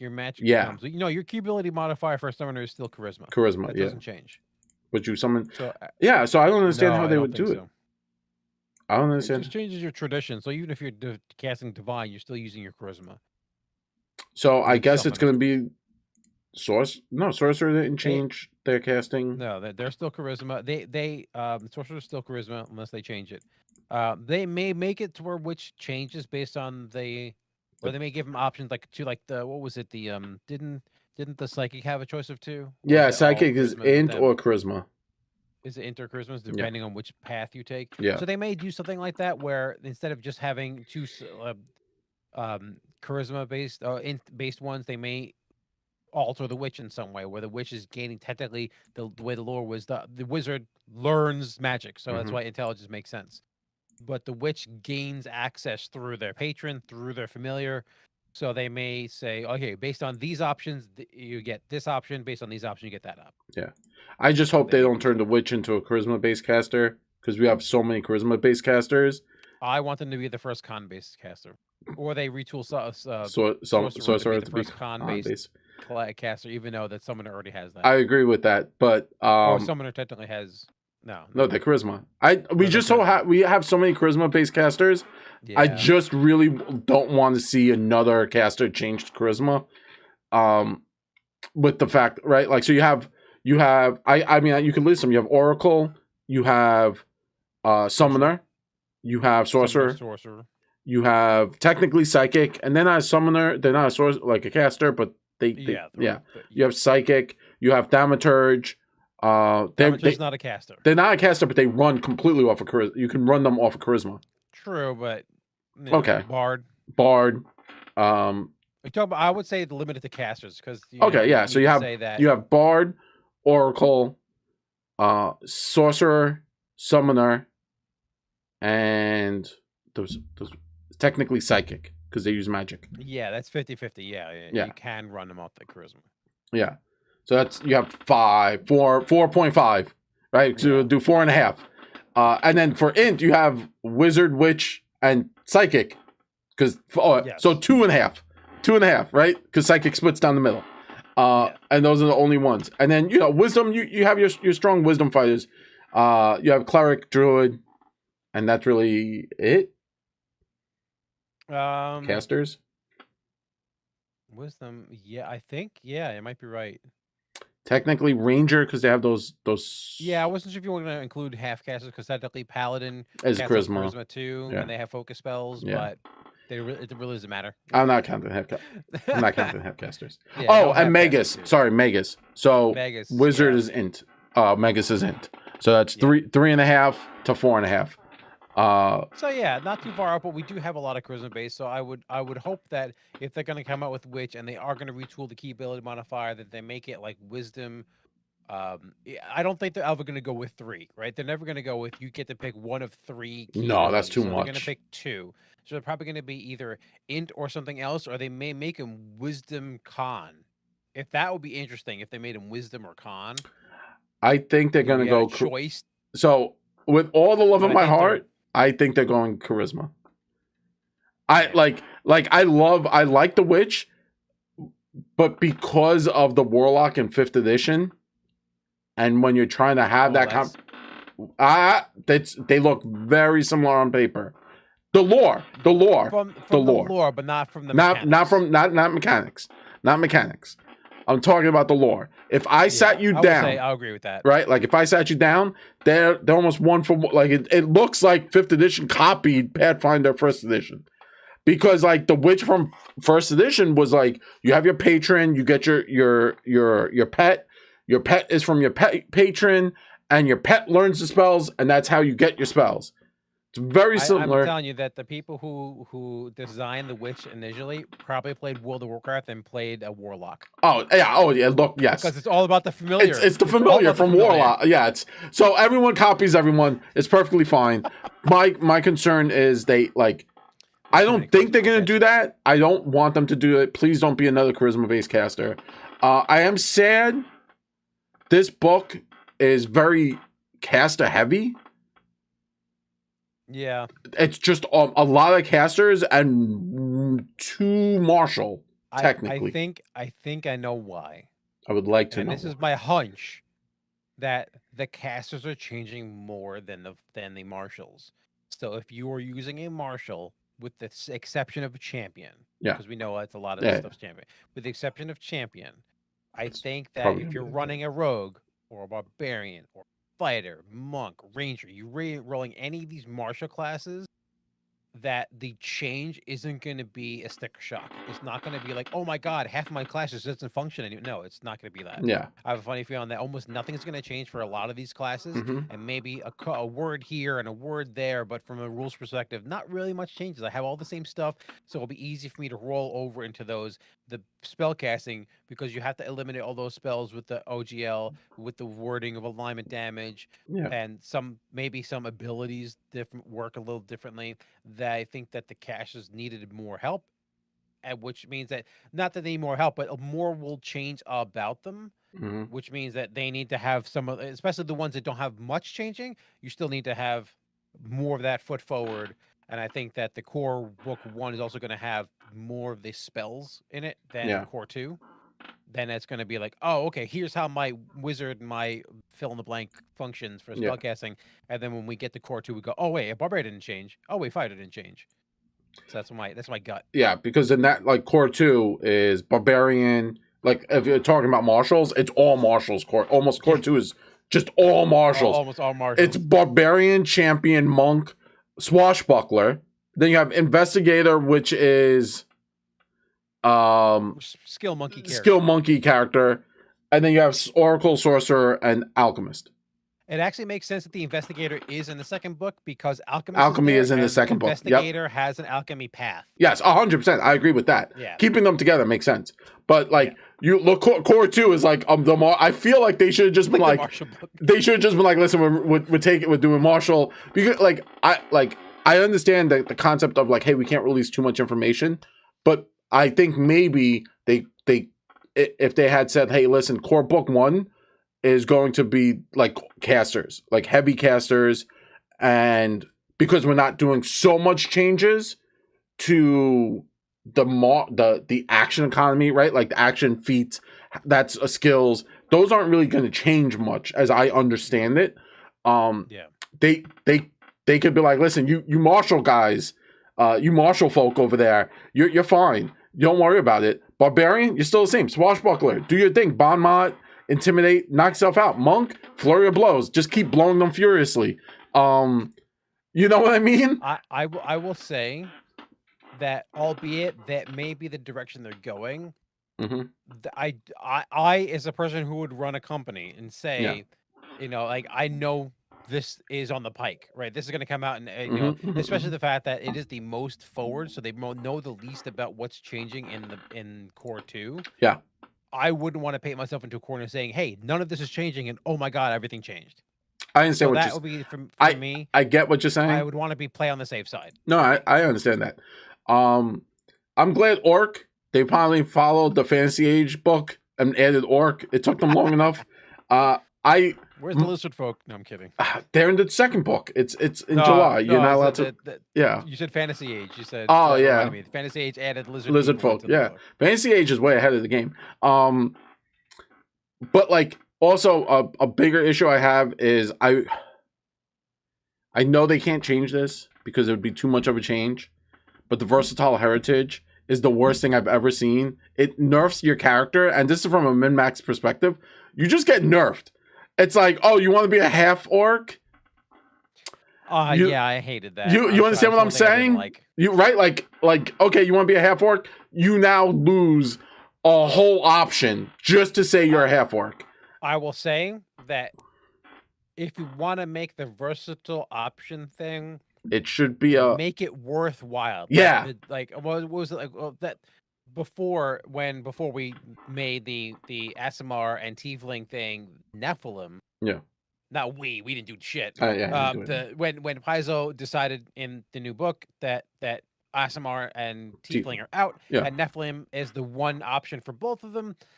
Before that, Aasimar and Tiefling were options. They are versatile heritages. It made sense because you got so much. Oh yeah.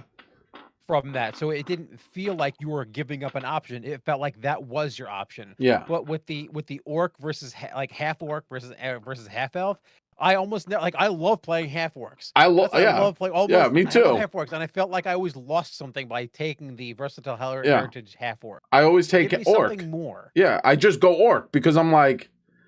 I don't like playing orcs. So. Well, I'm just saying, as the way the min-maxer, right? Because I hurt myself because usually I like to mix classes that don't work. So I'll play a dwarf bard, or I want to play a half orc druid, or a half elf fighter, right? Those aren't the common ones, the norms, right? Like the druid, the dwarf bard is really weird. The half orc, stuff like that. I love mix and matching, kind of playing outside the realm of the min-max, but I also still want to have a feasible character, and then that versatile change, it just makes it very difficult to want to do that. Here's the thing, the versatile change is okay as long as you get something out of it. And I think that the only two versatile heritages that they had were half orc, half elf, and that didn't really make sense. No. I think you got a little bit more for being half elf. You got some sort of skill boost or something. I'd have to look at it, but it did feel like a detriment, giving up something just for flavor. And that was the whole point of second edition. Gave up on that idea of you didn't have to give up on flavor for options. Yeah. And for the most part, they hit out of the park on that one, with the exception of half orc, half elf. Yeah. But when they came up with more versatile options, it made more sense. It's I still need to they need to fix that. Yeah, I wish they would just be like, yo, if you're going half elf, half orc, just take the dark vision, just get it for free, because you have to take it as a background thing. You have to actually choose that. So I'm like, Or need to get something else. Yeah. Need to definitely get something else for just being a half orc. Like half orc should give him the whole ferocity thing. Like or that something. Definitely like being able to act at 0 hit points. That should just be an innate thing. Yeah. That orcs get, half orcs get, and then elves get something to do with skills. They're base. And the sleeping thing. Elves have the highest base speed, so I feel like a half elf should have a higher base speed. It's not. It doesn't hinder everyone, right? Like, and I would say that for that, because base speed is so important in Pathfinder. It's powerful. If you do that, if you're going to give them 30 feet, then they don't get low light vision. That's an option they have to take. I would be fine with that because base speed is so important. Half orc, especially and then half orc would get the ferocity thing for free, and then the upgrades would be something they would have to spend feats on. Yeah, I think I would like to see that change. Yeah. I don't know if enough people complain about it. I'm complaining about it now. I hope someone else complains about it. I'm just gonna complain about it now. Like that's the big thing. Those things. The Nephilim. More new spells are coming out. That's the conversation. Yeah. I'm excited to see. I'm more. I think out of all this, I'm most excited for the monster manual because I'm excited to see how that works. I want to see what they come with new monsters. I'm excited. I'm always excited for monsters because the whole game sure, if I wanted to play a solely non-combative game, there are options out there. Empire. Whoa, Vampire, a completely combative game that is not Vampire. Non-combative. Oh, non-combative. Oh yeah. But if I wanted to play my sword and sorcery, I'm playing this, and one of the aspects of sword and sorcery are the enemies you face, the ghoulies, and that's what I'm kind of most excited about. Obviously, I know they're not changing classes, so I'm never gonna get my Cavalier as a dope ass Cavalier. They hate on my Cavalier so hard. I think I'm the only person who loved Cavalier. I thought Cavalier. I knew a few people who loved Cavalier. I thought they were it was one of the coolest things, and then Tui was like, "Oh, we had a poll," and I was like, "I didn't see this poll." Well, they made an archetype. Yeah, they turned into an archetype. Actually, in core rule book 2, they say more than 40 archetypes, allowing you to further your character story and abilities, turn your hero into an aerial acrobat, a high riding cavalier, a treacherous pirate, and so much more. You're already slated to be in core 2, so just quit complaining. Yeah, just make it better. I love Cavalier so much. I want it to come back. So I'm going to say this. I wish they took Champion, and this is my thing, right? They gave them, right? So if we're getting rid of the whole concept of lawful good and stuff, right? Like the alignment, Cavalier is the best champion option. The original from Pathfinder 1 Cavalier makes the most sense if you get rid of alignment, because their stuff was about challenging your enemies, but also your concepts were the cockatrice was all about self, the self. I'm going to be the coolest person here. It doesn't matter. Whatever I do, everyone's going to know about how cool I am. So it's more selfish. They could they could do that with champions. So you could be oh, I'm a paladin. You're paladin. You're all about paladin-y stuff. Being a goody two-shoe, right? But then I think that's not necessarily going to be the case. I think this is going to be more about the edicts and commandments or whatever the hell they're going to call them now. But that's what I'm saying. Cavalier makes the most sense. I'm pushing Cavalier. It depends on what you're trying to go play, but this is me pushing Cavalier to the forefront. I'm aggressively pushing Cavalier out there. So remember, if you're doing that, then you got to play with the free variant rule. Yeah. Our free archetype. Free archetypes that's talking about archetypes, all that stuff. The variant rules are going to be in the DMG. Additionally, this was the big one. They're getting rid of the modifier. Not modifiers. Modifiers are staying in.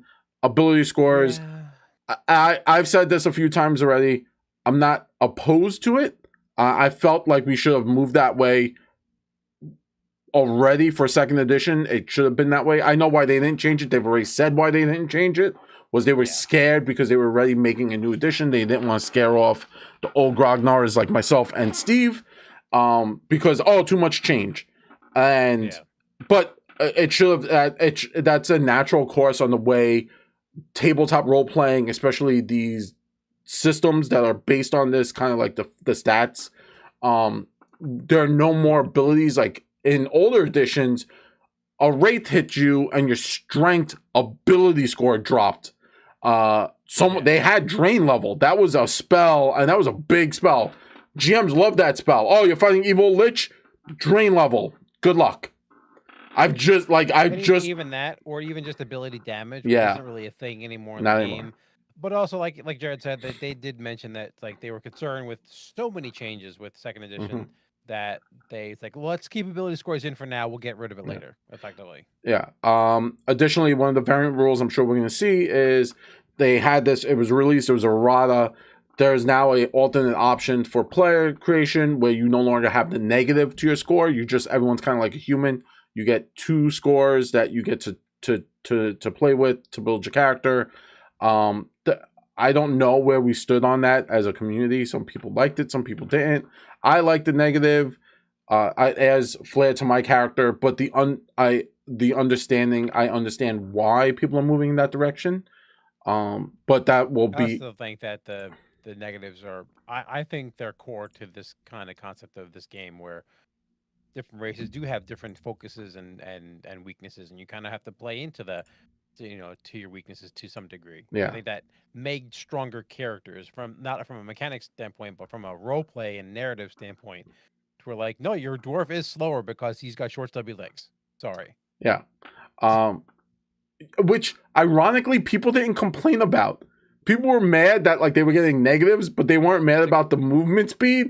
And I was super confused about because I was like, movement speed is so much more necessary in this. Like if you're playing Pathfinder 2nd Edition, I do this all the time. I know my players, none of them are like 30, well, besides Fabio, who's now like 72 feet a turn. Everyone's basic, so it's anywhere between 20 and 25, and everyone's like, the slow people because we're in armor, heavy armor and stuff, and I'm like, everyone's like, oh, how far is it from you? 30 feet. And everyone makes that face of son of a bitch. One whole action. 25, 25 is the standard for most characters. Yeah. But, Nell actually has the benefit because her speed is 20 feet as well because she's a medium armor, I think. Yeah. But she has a reach weapon, so she effectively moves 25 feet. Yeah. So I do this all the time. I'm the only one who gets screwed. Yeah, I do it all the time. Or if you're playing like a short, like when we were playing the playtest, we had a team short stack because we had a goblin, a gnome, a halfling, and a dwarf, and they couldn't move around the field. And I kept everyone just outside the range. I was like, meh. Spend that extra action. Yeah, just eat those actions.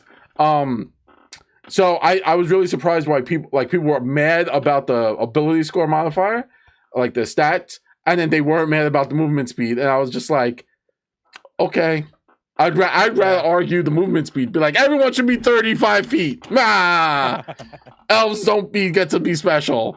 But that's besides the point. I digress. So that's going to be a variant rule. Those are all in the GM GM book. More variant rules that they're going to put in the DMG. They're going to be a selection of variant rules that they're going to put in the DMG. Not every rule they said that they've ever come out that is a variant rule, but a lot of the big ones. They mentioned the free archetype because it's a very, very popular one. A lot of people play with it. I play with it. Yeah, we play with it. So they're going to have a bunch of ones that are like the kind of best of the best. Yeah. And I wonder if they're going to talk about stamina. They didn't talk about it. Stamina.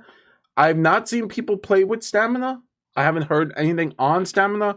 I hope when Pathfinder 3E comes out, they switch to stamina because stamina was a cool concept. It was really cool. I liked it. I liked it a lot. Maybe 3rd edition, maybe Pathfinder 3rd edition comes out and they do that. But I believe that it might be a variant rule in the DM core. I keep calling it DMG because it's just a DMG. But the GM core, it might be in there. I will say from a game master perspective, it's hard to convert when everything is already in hit points. Hit points, yeah. And all the player stuff is in hit points and everything. You have to like retool so much stuff. You're changing, the same issue that I have with proficiency to level, like no proficiency to level. No level to proficiency. No level to proficiency. I think that's in this too. Well, yeah, it's most likely going to be in there. the benefit of that is in Nethys. Now I don't know if Nethys does this for stamina, but Nethys does this for. There's a little checkbox if you're looking at a monster on Nethys. There's a little checkbox. It goes no proficiency to level, and it retools all the numbers for you, or at least as many as it can. It retools the numbers for you, so you know what the numbers. So if you're looking at your screen or your tablet or your phone, you can go, this is what the monster is without the proficiency to level, because we as a game group decided to use that variant rule. Yeah. Makes it easier. But if you don't have that, especially for stamina, if you don't have that, it's a rough rule to do because you have to change everything. Yeah, it becomes aggressive. That's rough. Yeah. And then the GM core, hopefully they just do more with coming up with monster encounters. We had this conversation where people were saying like, hey, like I can do, my players run like 3 moderate to lesser encounters, and they kind of just freelance walk through it, you know, and then all of a sudden a severe encounter, and I go from like everyone's having a hard time to, oh no, almost TPK. So maybe they can readdress the rules on how to create encounters. I want that to be clear in the book, but apparently, from what research I've done about this, because I was actually watching a video about this, that it is in the book. It's not 100% clear. Yeah. Like I think I missed it because it was like one paragraph, and I would just want, especially when, look, if you eventually figure it out as a GM, you're running Pathfinder 2nd Edition for a while, whether you're running pre-written modules and you can go, okay, this is what they expect me to run for them, or you've just been running so much that you kind of get it. Once you get it, you get it.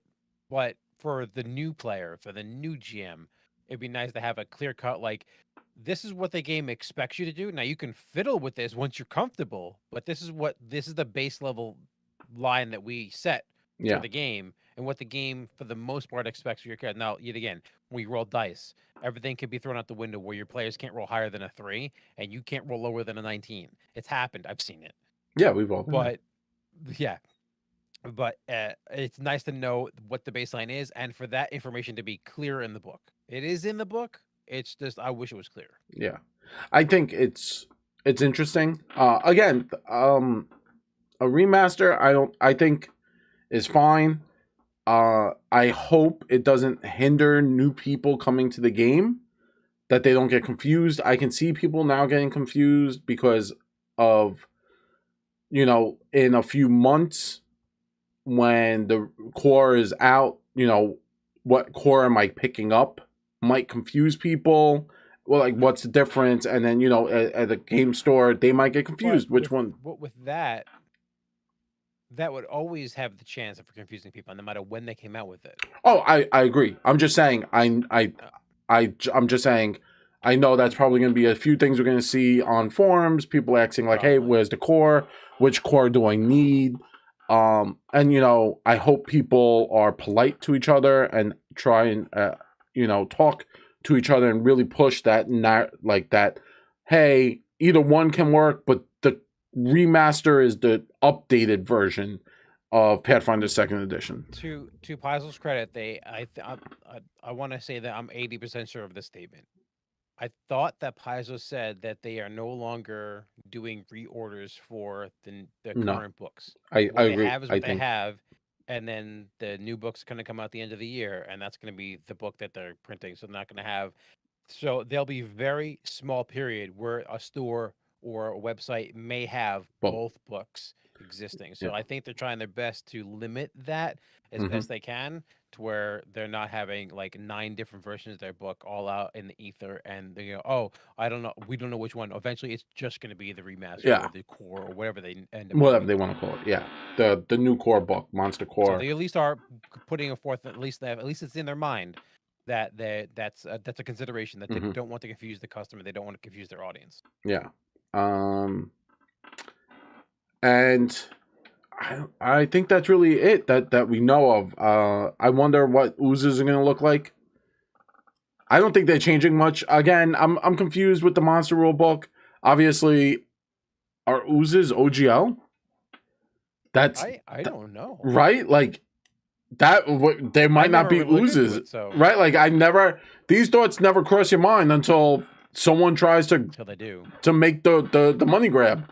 And that's what it was. It was WotC decided to just shake the foundations on everything. You could obviously not call them oozes and call them like goops, and then it's fine. You could just rename it. They even mentioned that that's going to be, for the most part, if they want to keep a monster in, they're going to retool it to where it's it's like, okay, say we can't use trolls. Okay, so we have another large green foul-smelling creature that regenerates the body parts. Yeah. Oh no. Called was there a lart? Yeah, just a lort. It's like this Yeah, name just backwards. It's like a goblin and Nilbog. Yeah, it's same thing. So they're gonna do so they did say that they are gonna do some of that, and they are gonna do some, like, okay, we're gonna retool this monster to give a similar feel, but we are gonna rework it. Yeah. And then other things they're just gonna outright remove, and then other things that they may come up with, like they said they're gonna pull from other sources to fill in that book if they did have to remove a lot. So I'm going to say this. I hope that, obviously, forward thinking, this is the one thing I want. I want them to do an AP where you fight Tree Razor. But you have to deal with Tree Razor. Like that already? They don't have an Tree Razor has never shown up. He's in the monster manual. I'm sure he's going to be in this. I know he's in the monster manual, but I thought there was an AP in at least first edition that you had to fight him. I don't know in first edition, but they need to do something with him because he has like a demonic entity beast monster has a miniature in the sense of like it's a brick, and I want to have a reason to buy it other than it looks dope. And the fact that Tree Razor's weapon is also an intelligent enemy that has its own initiative. Ooh. Yeah, it's a like you roll initiative for the monster and for the weapon. That's cool. And I think but like I've always liked, I think Paizo and Pathfinder have a strong sets of monsters that they can work with and not really feel the burn, right? You have Sinspawn. Those are cool monsters. If you don't know about Sinspawn, basically they're based. It's a lot of lore. I could do a whole lore thing on it, but they're really cool monsters. Google them if you get a chance. Just Google them. They look really cool. If you ever seen Blade 2, the vampires with the mouth like that's kind of what they look like. Right. That's the only way to describe them. Yeah. And then you have Tree Racer, and you have really interesting monsters and lore monsters that are in this system that don't rely on the OGL stuff. And I hope they lean into their own stuff, their own world, their own universe. Obviously, you need the crossover, right? Like you have the fall over or troll. Every system, every mythological game has a troll. Goblin, Medusa, Minotaurs. Yeah. Right, these are typical monsters, harpies. These are things that monsters of legend. Yeah, but then they have really cool stuff out there where it's like you have what are they called? The rune giants, which are just giants with eldritch runes written on them. That's a cool concept. Giants, right? That's another thing that aren't all myths. Yeah. So hopefully they do lean straight into like a lot of their stuff. Yeah. Tree Razor. They've already done the Thessalonian thing. They did the Rune Lords. That was that was their first adventure path. Yeah, it was. Maybe they bring. I know that they've had multiple Rune Lords, or maybe they need to have a whole new AP with a different situation. What have you? Just lean into their own stuff.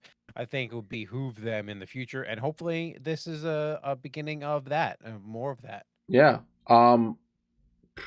I think that's it. I think we're solid. We had like everything. We kind of talked about everything. I want to know this is my question, right? So the removal of alignment, we stand where we stand on different parts of alignment.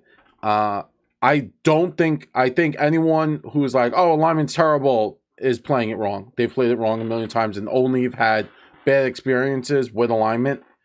And that's why they say that. I think alignment is great and it's a fluid thing. I think people don't understand alignment.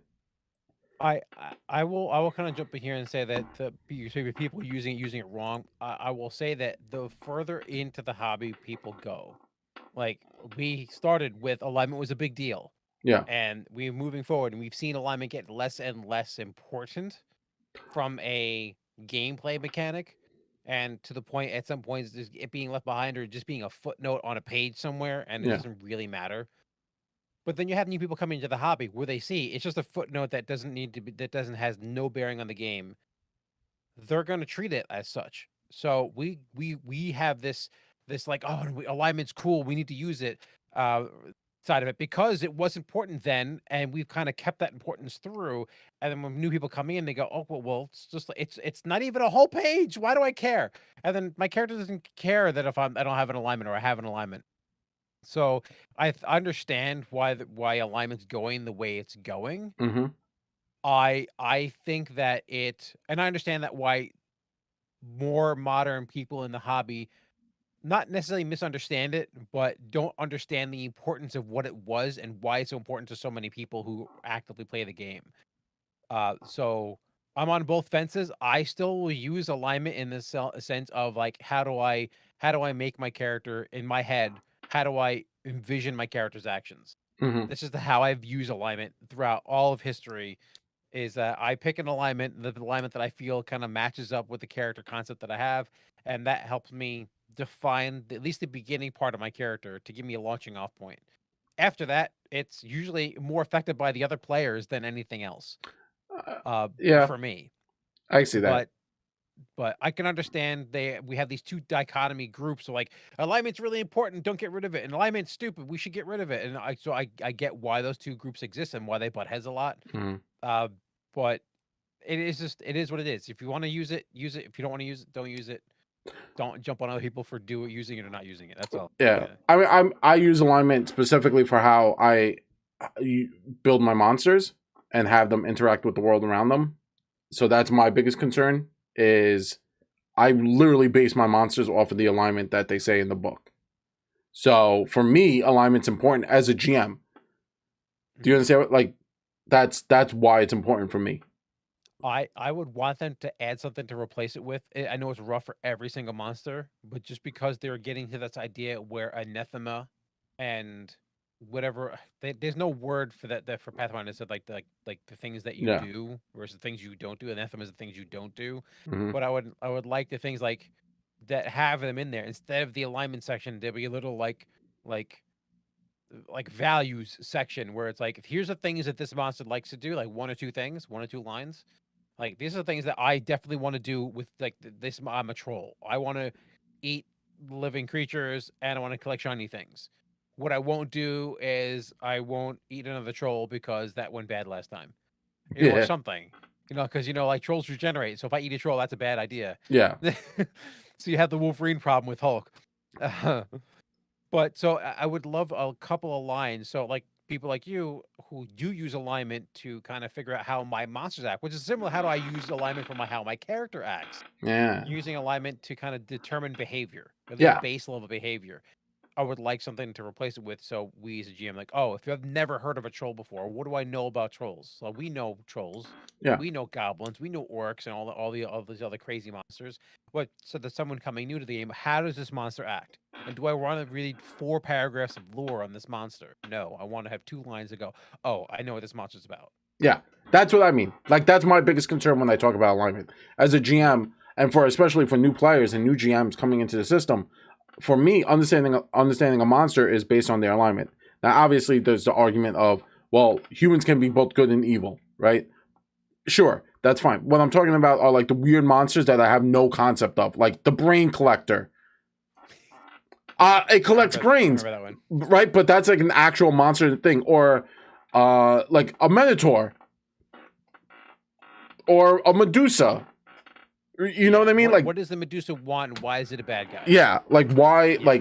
Like obviously these are intelligent creatures, but like there are entities out there that are like Cthulhu-esque monsters where like it's beyond my recognition, and like what is its concept? Will it run? Maybe that's like a concept is like, because I play a lot of my like demons and devils because they know they respawn. Like dying to them isn't really a big problem. It's like being sent to their room. And so they don't really run in my game. Zombies don't run because they don't know better.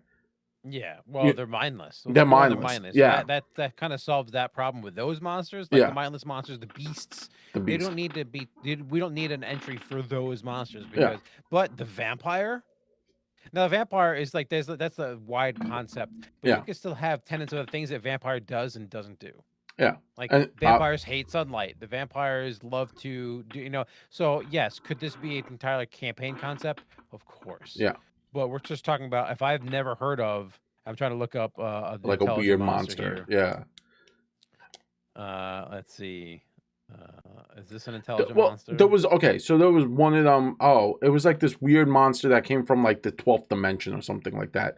It was like a Lovecraftian concept. It was like the something hound, and it had a high intelligence, or like fey creatures, right? Like the cat Sith.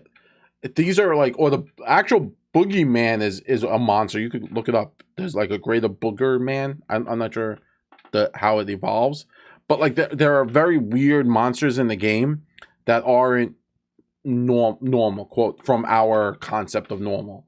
Yeah. Right? Like I can understand an elf having a bad day and becoming the Punisher. Like that's fine. You know what I mean? I could get that. I could get behind that conversation. I can understand an orc being a bleeding heart, just wanting to serenade their love to people. I get that. But like the weird creature that teleports. Yeah, like here's a perfect example. There's a creature here called the Blood Hag. Yeah. Okay, right? But it tells me it's chaotic evil. So I already go, I know what I know what this creature's about. Yeah, it's the Joker. And yeah, there is a little bit of lore here. It's only a couple lines, yes. But some of these creatures have lore that's like paragraphs. Yeah. So it's rough to like, especially if I don't know what hags, Steve knows. Yeah. But like me, I'm a brand new GM. I don't know what hags are about. I don't understand the concept of hags. Mm-hmm. Maybe I've even never heard of a hag before, so I don't have any base of reference. And but it's chaotic evil. I understand chaotic evil, but now with no alignment, that I want something else there. That's all I'm there saying. needs to be something replacing it, so it gives new players and new GMs that got a concept of. That's why this thing wants to eat my face. Exactly. That's all I want. That's why I'm against getting rid of alignment. Is just as a GM, that's how I use it for my monsters. And I find that to be the easiest way for me to understand how these monsters will interact with my players besides the story, right? Like there can always be the story, but why does the Grim Reaper want to kill my players? You know what I mean? Like there's this concept of like weird things being part of the world, and then the interaction between the players and how me as a GM can run that in a quote realistic manner. And that's my only beef with alignment. I don't have, and we'll have to see. Yeah, I don't care. It's not coming out until next year. Yeah, and I don't care. Like I say all the time, alignment is fluid. So if you're playing a character, and I know it always stems from that's what my character would do. No, it wouldn't. That's not the right answer because you're playing your character. That's not what your character would do. That's what you want to do, to be a jerk at this moment and blame it on something else and not taking responsibility for it. That's what that is. Or not wanting to role play with a player because they're being a stick in the mud, right? Like Bishop is my favorite stick in the mud. But you guys had a blast with Bishop. I think Bishop was one of my favorite characters because of how much of a stick in the mud they were. And I don't even think that was their alignment. I think they were just good. They might have been lawful good, but not like they were just being a jerk about certain things. But it was really worth it because the players built this like weird emotional attachment to that character to get the character to kind of like loosen up. And that was worth it, right? So that was like a lot of good role playing. But again, if you sit down to a game and you have someone who's like murder hoboing, and then you have like the paladin who won't, right? Like it's a cooperative storytelling game. I still think that you're gonna have those interactions without alignment. 100%. Now it's just gonna be that's what my character would do, and people are like, no, like you're gonna get that answer. I think they had said this during the live stream that they did. Well, obviously, player options, things that you select as a player, are going to come with anathema and codes or whatever you're going to name it. So you have the things that I want to do and things that I don't want, I can't do, right? So, then let's say I just know Barbarian because I know Barbarian. Like the anathema things are, based on the options that I take, things that like I may lose my powers because of that. If I do the thing, I don't do the thing. Like the dragon one is like I had to always come up, if someone challenged me, I had to like meet them at the challenge, or like, if they insulted my honor or something like that. Yeah. But then also barbarians have just an innate things that they don't do and they do. Paladins, clear example. I have things that I have to do, things that I can't do. So, and then each tenant that they had additional addendums to that. Druids had things that they couldn't do and they could do. Yeah.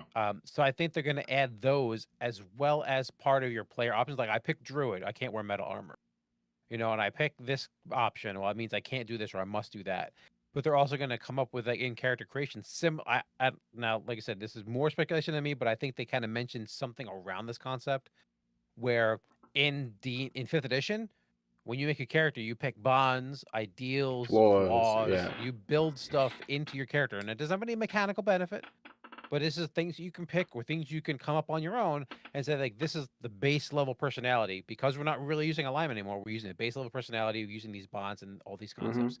Pathfinder used the idea of whatever the codes or whatever and anathemas, things that I won't do and things that I must do. I think they're going to come in character creation. They're going to come like, hey, you can pick. They may have charts or they may have lists or may tell you just come up with on your own of things that you're going to take as anathemas with your character that you can choose. You don't have to, obviously. I think this is more like an optional fluff lore thing for your character. But they're going to come up with a thing. It's like, hey, you should pick some of these so you get a baseline understanding of your character's decision making of things you will never do. And if you have to do that thing, that should be important. That is the one thing you can't do is the thing you must do. Like that should be narratively important. I'm going to say this, and then I'll leave it with this. I wish instead of putting in alignment, they put in crazy shit, like weird things your character like has. So it's like they have a lucky pair of socks, and if they're not wearing their lucky pair of socks, they really feel they are unlucky. And then you could do that, and then you could get like a positive. But if your character is not wearing their lucky socks, they get also a negative. I think that would be fun, right? So get rid of alignment. Get rid of again, on the player side, players are going to play whatever players want to play, right? But I think they should add in fun stuff. So it's like lucky socks, and then you could take it, and like your character has to wear the lucky socks, and then it's like part of your character, right? Like, whenever I pass, so growing up in the 80s and the 90s, whenever I passed, and I actually did this. I was so very recently, I just did it, and it was like something I had to do. Growing up in New York, I always learned. My aunt Sadie, she showed this to me, and I kept doing it. Whenever you passed a payphone, you would always check the coin slot to see if there were coins, and every so often you'd get lucky and find like 50 cents, right? That's back on the day when there were payphones. There were payphones, right? So this is how old I am. So I was at a place and they had a payphone that obviously didn't work and it was just there as like a gag. I checked to see if there were coins. That's what I want. I want to see stuff like that. Like every time you pass a payphone, you have to check to see if there are coins. I will say that, albeit that would be cool, I don't think they're going to go that wacky and crazy. Pathfinder's not the wacky and crazy game that you're thinking it is. Pathfinder is 100. Could you do that? They should. Of course. They should. But I don't think they're going to be writing that in the book. But I do think they're going to come up with anathemas and more traditionally fantasy-oriented anathemas and codes or whatever they're calling it. That will be option thing. And they're probably going to have a little line in this, and you can make your own. I'm going to say this, Steve. Wacky and crazy, make it wacky and crazy. What are you telling me Pathfinder is not wacky and crazy? Have you not seen half the stuff people deal? This game is just wacky, crazy, fun time land. Well, wacky and crazy from the expert, they don't. I know what you're saying. Stuff as options. They're not going to lean into. That's the stuff that people come up with on their own. That's not part of the core rule. I'm just saying that should be part of the. Unless it's something that I have to get real mad that I can see in the dark. That's the only weird thing that's in the game.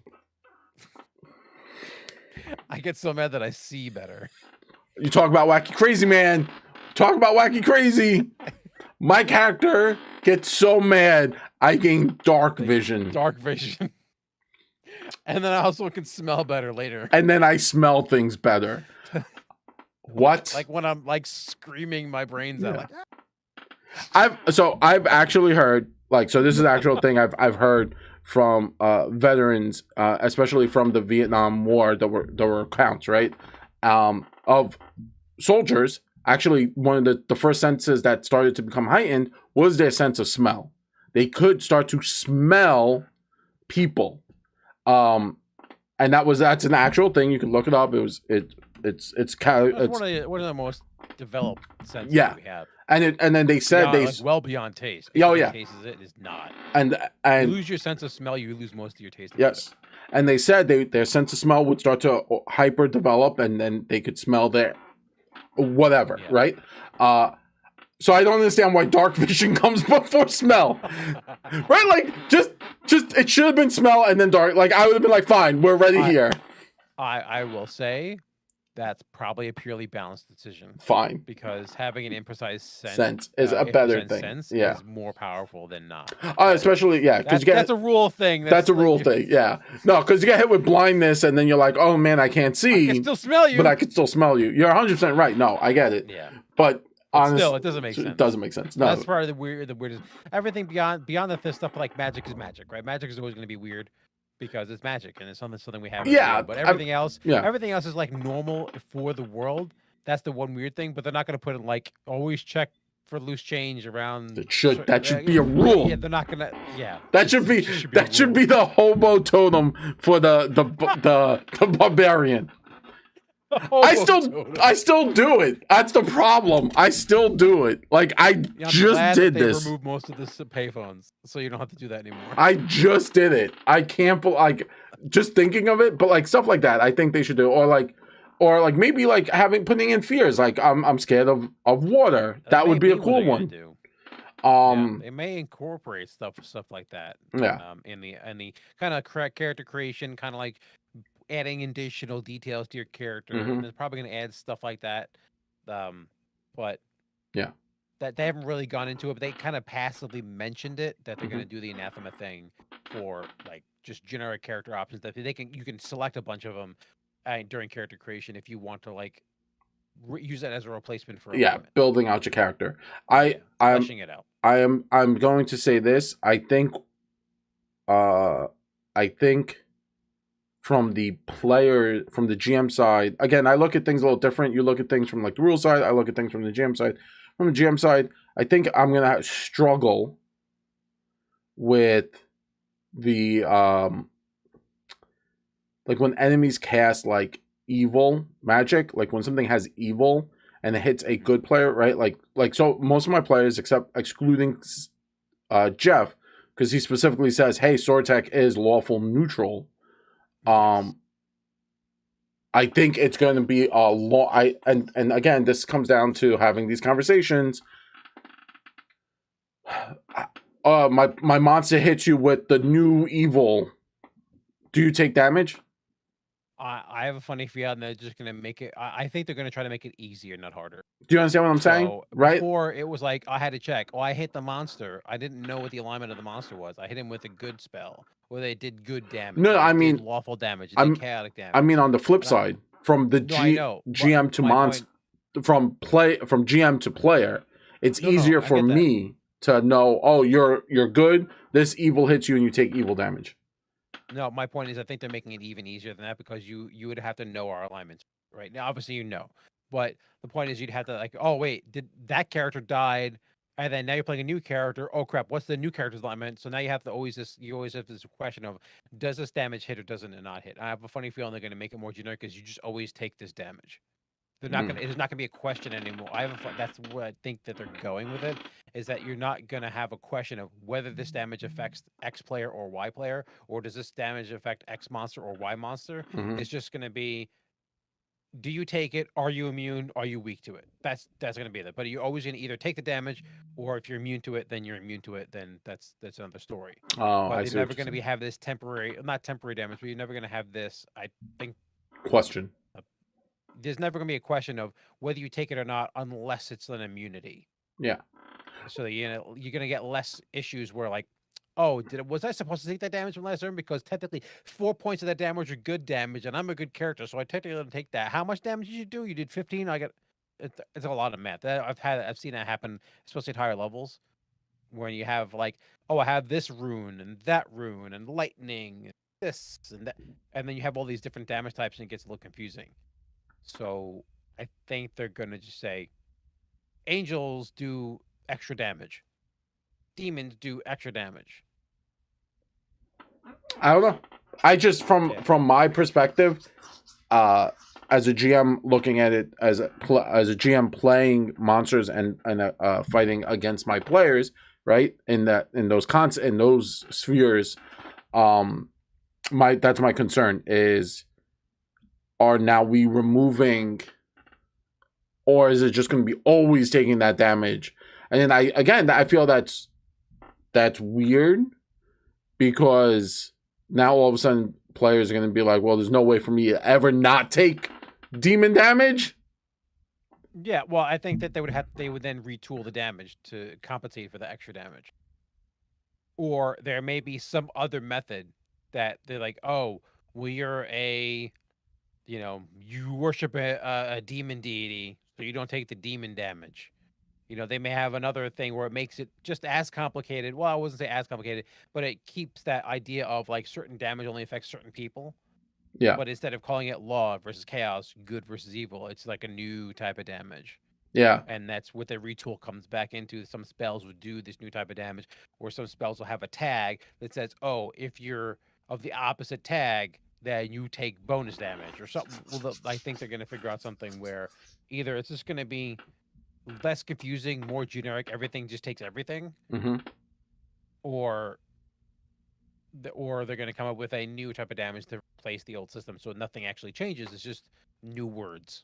No, that's fine. I mean, but you understand what I'm saying, right? Like with the damage and the dealing damage. Again, this comes back to just in-game play. It has nothing to do with like the morality of like the whole concept of good and evil and all that stuff.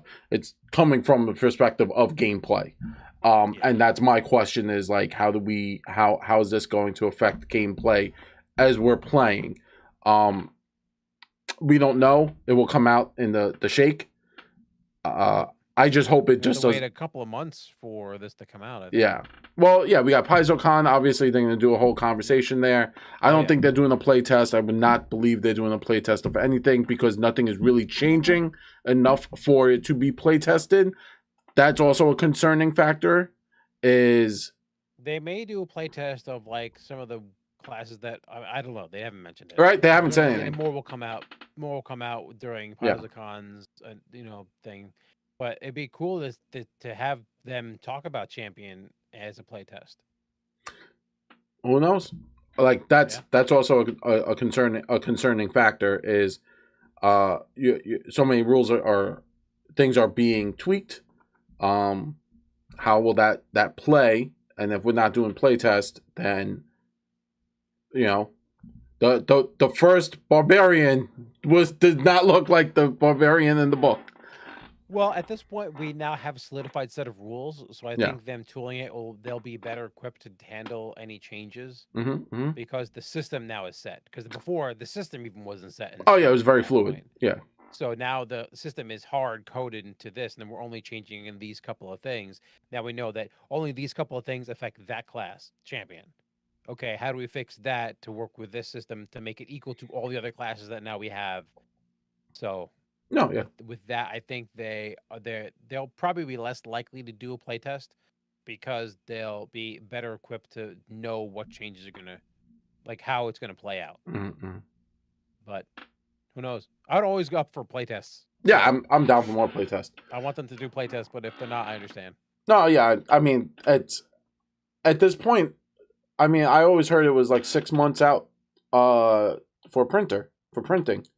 So. It would be, we would have had to have something already, because if it's coming out. Well, 6 months for a champion is coming out in next year, so we still have. Oh no, I was talking about like the rules for like like just generic stuff. Player Core 1. No, I don't think they're going to do anything so drastic that Player Core 1 needed to be tested. Yeah.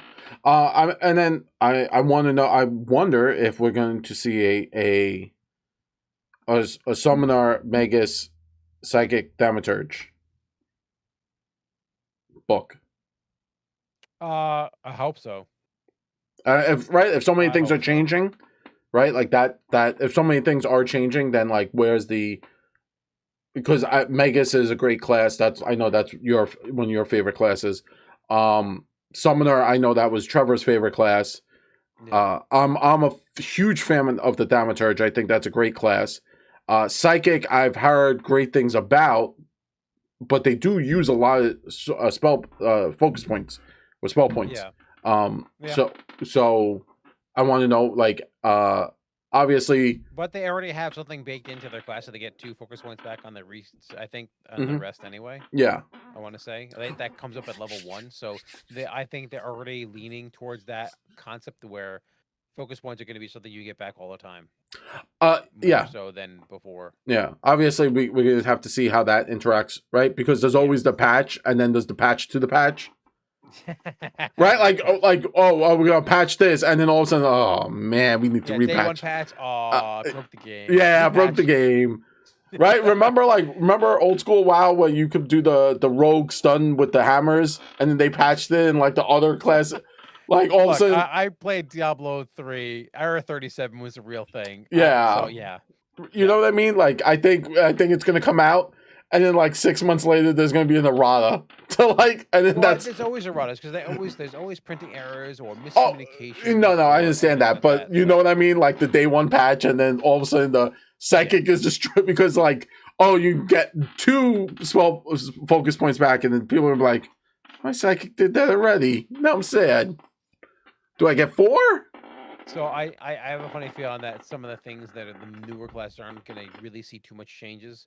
I don't think that if Wizard got a lot of changes, that Magus are going to see a lot of changes. I think the only thing that'll change about the Summoner is the home plane issue that we just talked about before, where they may retool that a little bit, but that doesn't really affect gameplay at all. So I don't think any of the new classes really are that affected. No, Thaumaturge really is a martial class. They're I mean, they deal with. There are a few things with the Thaumaturge, right? They do craft ammunition.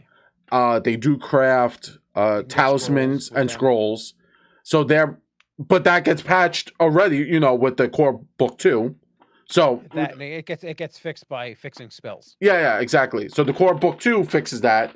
The psychic already refocuses too. If they get more focus back, then the psychic might become a very powerful class. That might be the only big change that they might have to rather be like, whoop,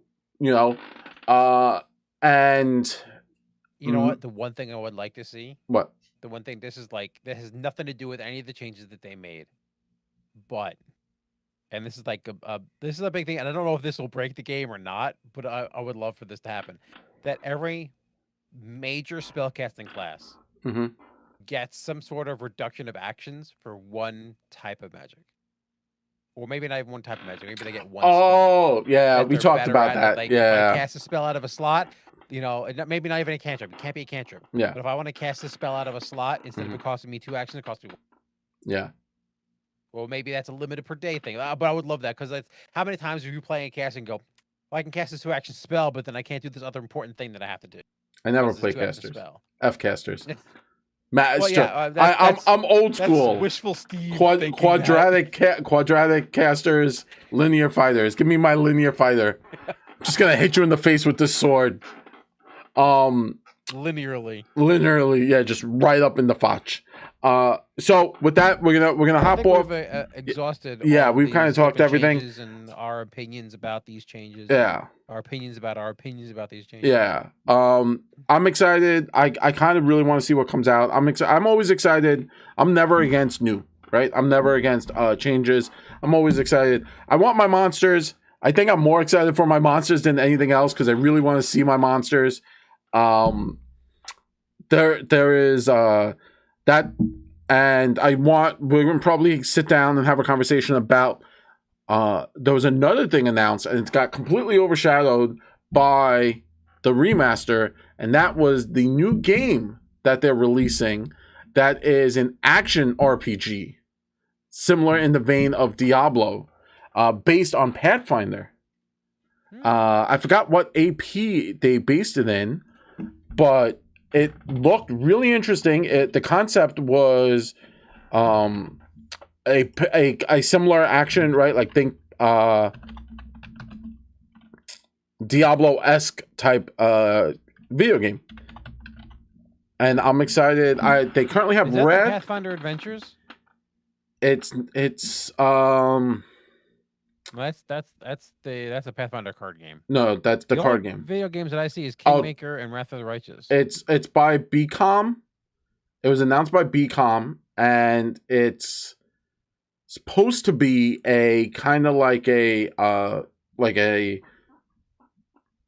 looking for it. What is it called? Like here we go. A Diablo-esque beat 'em up. Like Path of Exile. Launch. Yeah, hold on. We're so excited. I'm reading quickly. Go faster, see. It's not Kingmaker. It's not Wrath of the Righteous. Those are the two that are currently out.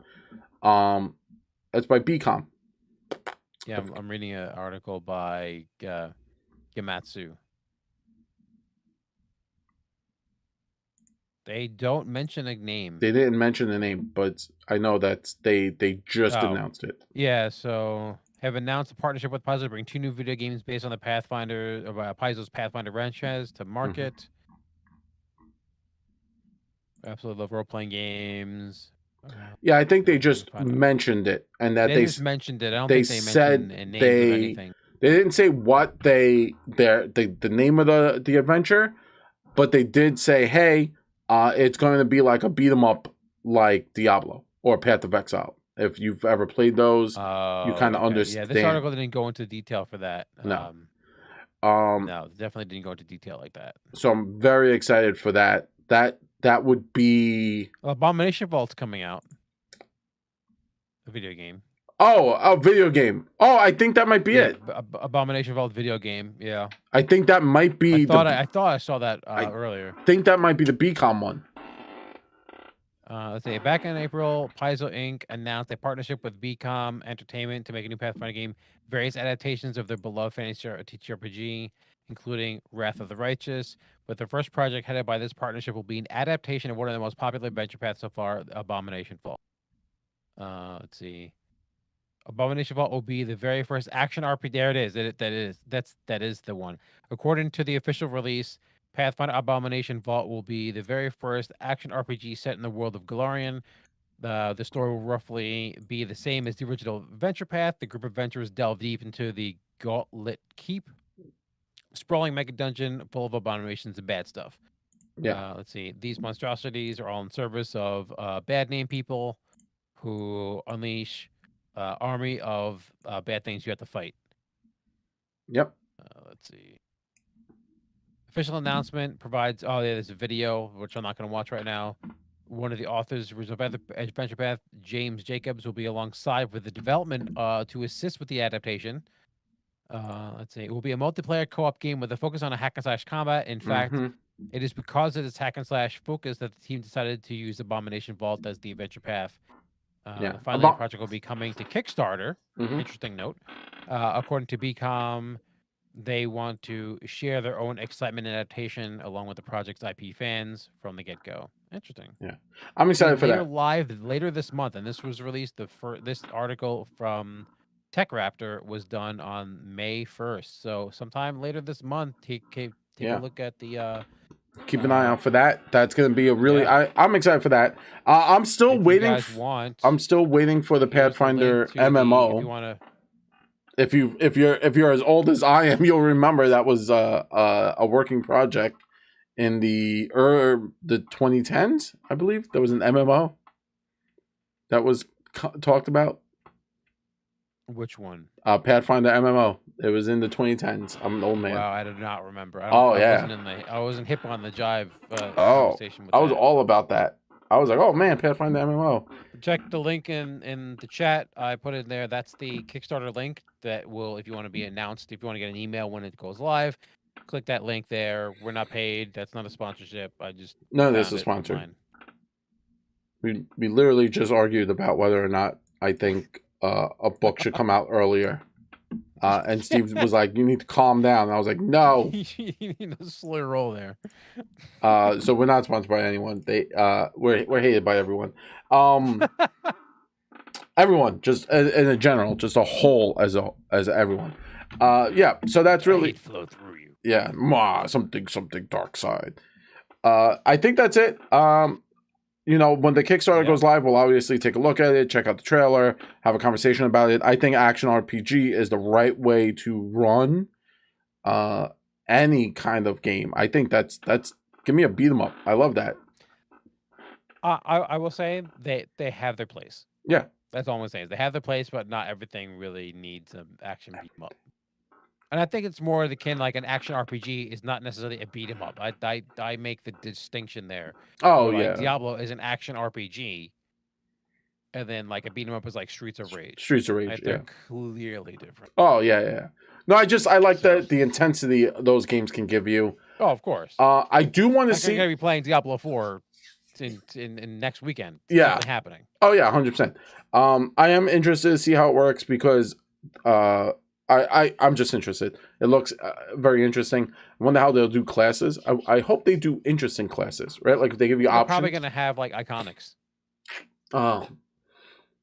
They're probably going to do that because you would do your character. You're going to play the barbarian. Yeah, you'll be Amari or Fumbus, and they'll probably have a selection of like the most popular classes. Mm-hmm. Nothing too complicated, probably. Also, I believe coming out at the end, what are we, March?